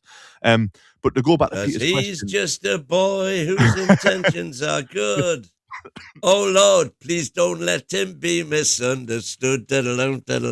Good old Northeast Animal Band there. It broke us a little bit there. I always get lyrics in. I must listen to so much music, it just naturally. Every time I've only hosted twice, but when it happens, lots of lyrics getting shut about. But to go back to Peter's question, I do want to see that bite a little bit more, but it does worry me a little bit because I don't know if he's fully. I mean, I wouldn't be, by the way, at Gordon's age with his ability and that type of thing. I wouldn't be fully matured either. But for me, I don't know. There's a fine balance. I think with every player we've got, Joe Linton has to have that kind of nastiness. Bruno has to have that nastiness. And I think it does help. But I don't know. Personally, like I say, I do like Gordon's character. But I just think, again, I probably agree with Ian on cashing on Tonali. If we can, it looks like he's not going to be there next season. I would put a lot of money on Tonali not being a Newcastle player next season. I could be completely wrong. I don't think he'll go to Italy. Nobody can afford him. But yeah, I think that's precisely why he will be at Newcastle next season. I think he might go to a Arsenal or Man City or something. I think he will leave, but I think he'll stay in England because nobody else could afford our valuation of him, I think. Man Well, United were talking about a double deal for Gordon and Tonali. I thought, where's that come from? What a Gordon and whole load of Tonali, rubbish. 170 mil. I saw that, yeah, can't let that double happen. deal, 170 mil. Yeah, we can't do that. I mean, what I liked about Tonali is his interview after the Carabao game. I loved that he was calling out that second half, basically, he was annoyed about it. He's saying it wasn't good enough. Wasn't good And that's the kind of mentality I think we're going to need Yeah. in this, in the next few weeks, months. So I was really pleased to hear him talking that way. I did like that. But why is he getting his agent? Why is he getting his agent to come out with that rubbish? Because let's face it, the agent works for the player. He's not going to make that statement about assessing options and all that rubbish. Especially when Howe was under so much pressure as well. What a stupid time to make it. Yeah. But why is his agent coming out with that? I mean, nobody's going to tell me, nobody's going to make me believe, it was his agent, it wasn't Tonali. The agent gets paid by Tonali. Tonali would have approved the statement or would have given him a thumbs up or something. That's what worries me, is that he's putting that out. Win. You know, he disagree. I love cutting through to disagree. It came out of his own mouth. Tonali said that because he was specifically asked, could he see himself at Newcastle in 5 years' time? He was actually asked it, and he said, no, he said, I can't say I'm going to be there. He didn't say I'm not going to be there. He just but said, the agent, I'm talking about the agent statement. So the statement put out an agent about a week after that interview, because I saw that interview as well, because it was in Italian, I think. Yeah, I saw that interview, but a week later, the agent then puts out a statement, and I'm like, well, hang on, we've already seen the interview in Italian from Tonali, which I've got no issue with, because you can't predict the future, and you don't know what's going to happen in football, But for now, he's very happy at Newcastle. So why then have, I wasn't going to talk about this tonight, but we've only got a little bit, we could talk for hours, us four lads, brilliant show. But why is the agent man getting involved a week after that? Well, the agent was more or less just parroting what Tonali had said. Tonali took a load of stick for that of a lot of people. He was talking about assessing options. I just said he's speaking the truth. I don't know. I didn't like the timing of it when Howe was under pressure, and especially after Howe stuck by Tonali and kind of still tried to embed him throughout the whole ban. I'm not directly blaming Tonali, but I don't know why you give the thumbs up for that statement. We obviously don't have a lot of time left. And again, everybody watching, make sure you hit the like button, subscribe, all that good stuff. Keep commenting. I'm reading as many as I can. But Ian, what's your very quick thoughts on the Tonali agent situation? Personally, it really, really bugged the life out of me, because it was just a wrong time to come out with something stupid like that. The agent backtracked when he was asked, didn't he? Very quickly, so I never said anything. Yeah, he still made the original statement. Agents are always talking to all the clubs all the time. Because they're always, they only get paid when the players move, really, don't they? I know they get paid a bit on a new contract, but they only get the big money when they've got a transfer fee to get a bit out of. So they're always probing, and if Tonali has said, who can say? Then he's just having a little look around there to see if there's anyone who we can put in front of him at the start of the summer.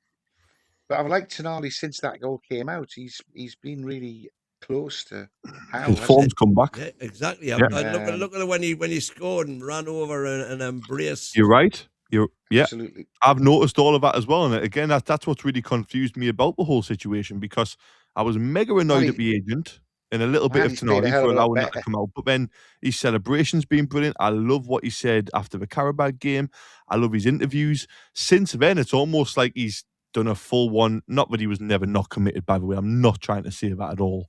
But it's almost like it's a 180 from what his agent said about assessing the situation. It now looks like he's going to be here no matter what, in terms of how he's acting, regardless of what happens at the end of the season. But it's just really confusing as a fan, and I guess we're not privileged or privy to that information. But one of the problems, Kev, was that I would hate it. By the way, oh sorry, go on and win. Go on, win quickly. One of the problems at the time was that interview and the agent's words coincided with a drop in form of Tonali, and the two were automatically linked. And what everybody's forgetting is that also coincided with a time when he just had a new baby for the first time and a homesick wife for the first time. And, that all goes on in the background, and the players are just supposed to ignore all of that and get on with their football. lo and behold, he had a dip in form. Yeah. And so instead of it being linked to his baby, it was linked with the fact that he wants away, allegedly, which I don't believe for a second. Yeah. Anyway, it's been an absolute pleasure. I've loved the show. Thank you very much. Again, everybody watching, hit the like, subscribe, all that stuff. If you're listening on radio, you're listening to a future award-winning show. So again, thank you very much for listening. Tomorrow morning, I think, Champions League draw. I want Chelsea. There's some who want Barcelona. A little bit of romanticised kind of coming up here. Ian's going to quickly jump in before I sign off. Yeah, cheeky monkey. Tomorrow morning, 9:10, me and Gary Eddie on Presser. the presser for the Everton game, and then we will hold the fort until Chris manages to drag his sorry ass in front of a microphone and talk about the Champions League draw. Apologies. Either way, NUFC Talk TV's got everything Newcastle related covered. Of course we have. Of course it has. Thank you very much. Been an absolute pleasure. Somebody else is going to have to by the way, King Kev, on your drive home after the Karabag game, listening to Talk Sport, why the hell weren't you listening to NUFC Talk Radio? It's a good question, but I had to get some inspiration for this show, so I was doing some homework. I'm a good student, you know what I mean? Anyway, thank you very much. It's been an absolute pleasure. I think Wynn's going to hit the sign-off button because I joined via a link, but blah, blah, blah. Thank you very much. You'll hear from us tomorrow morning. How are you, the lads? How are the lads? Lasses and Bens.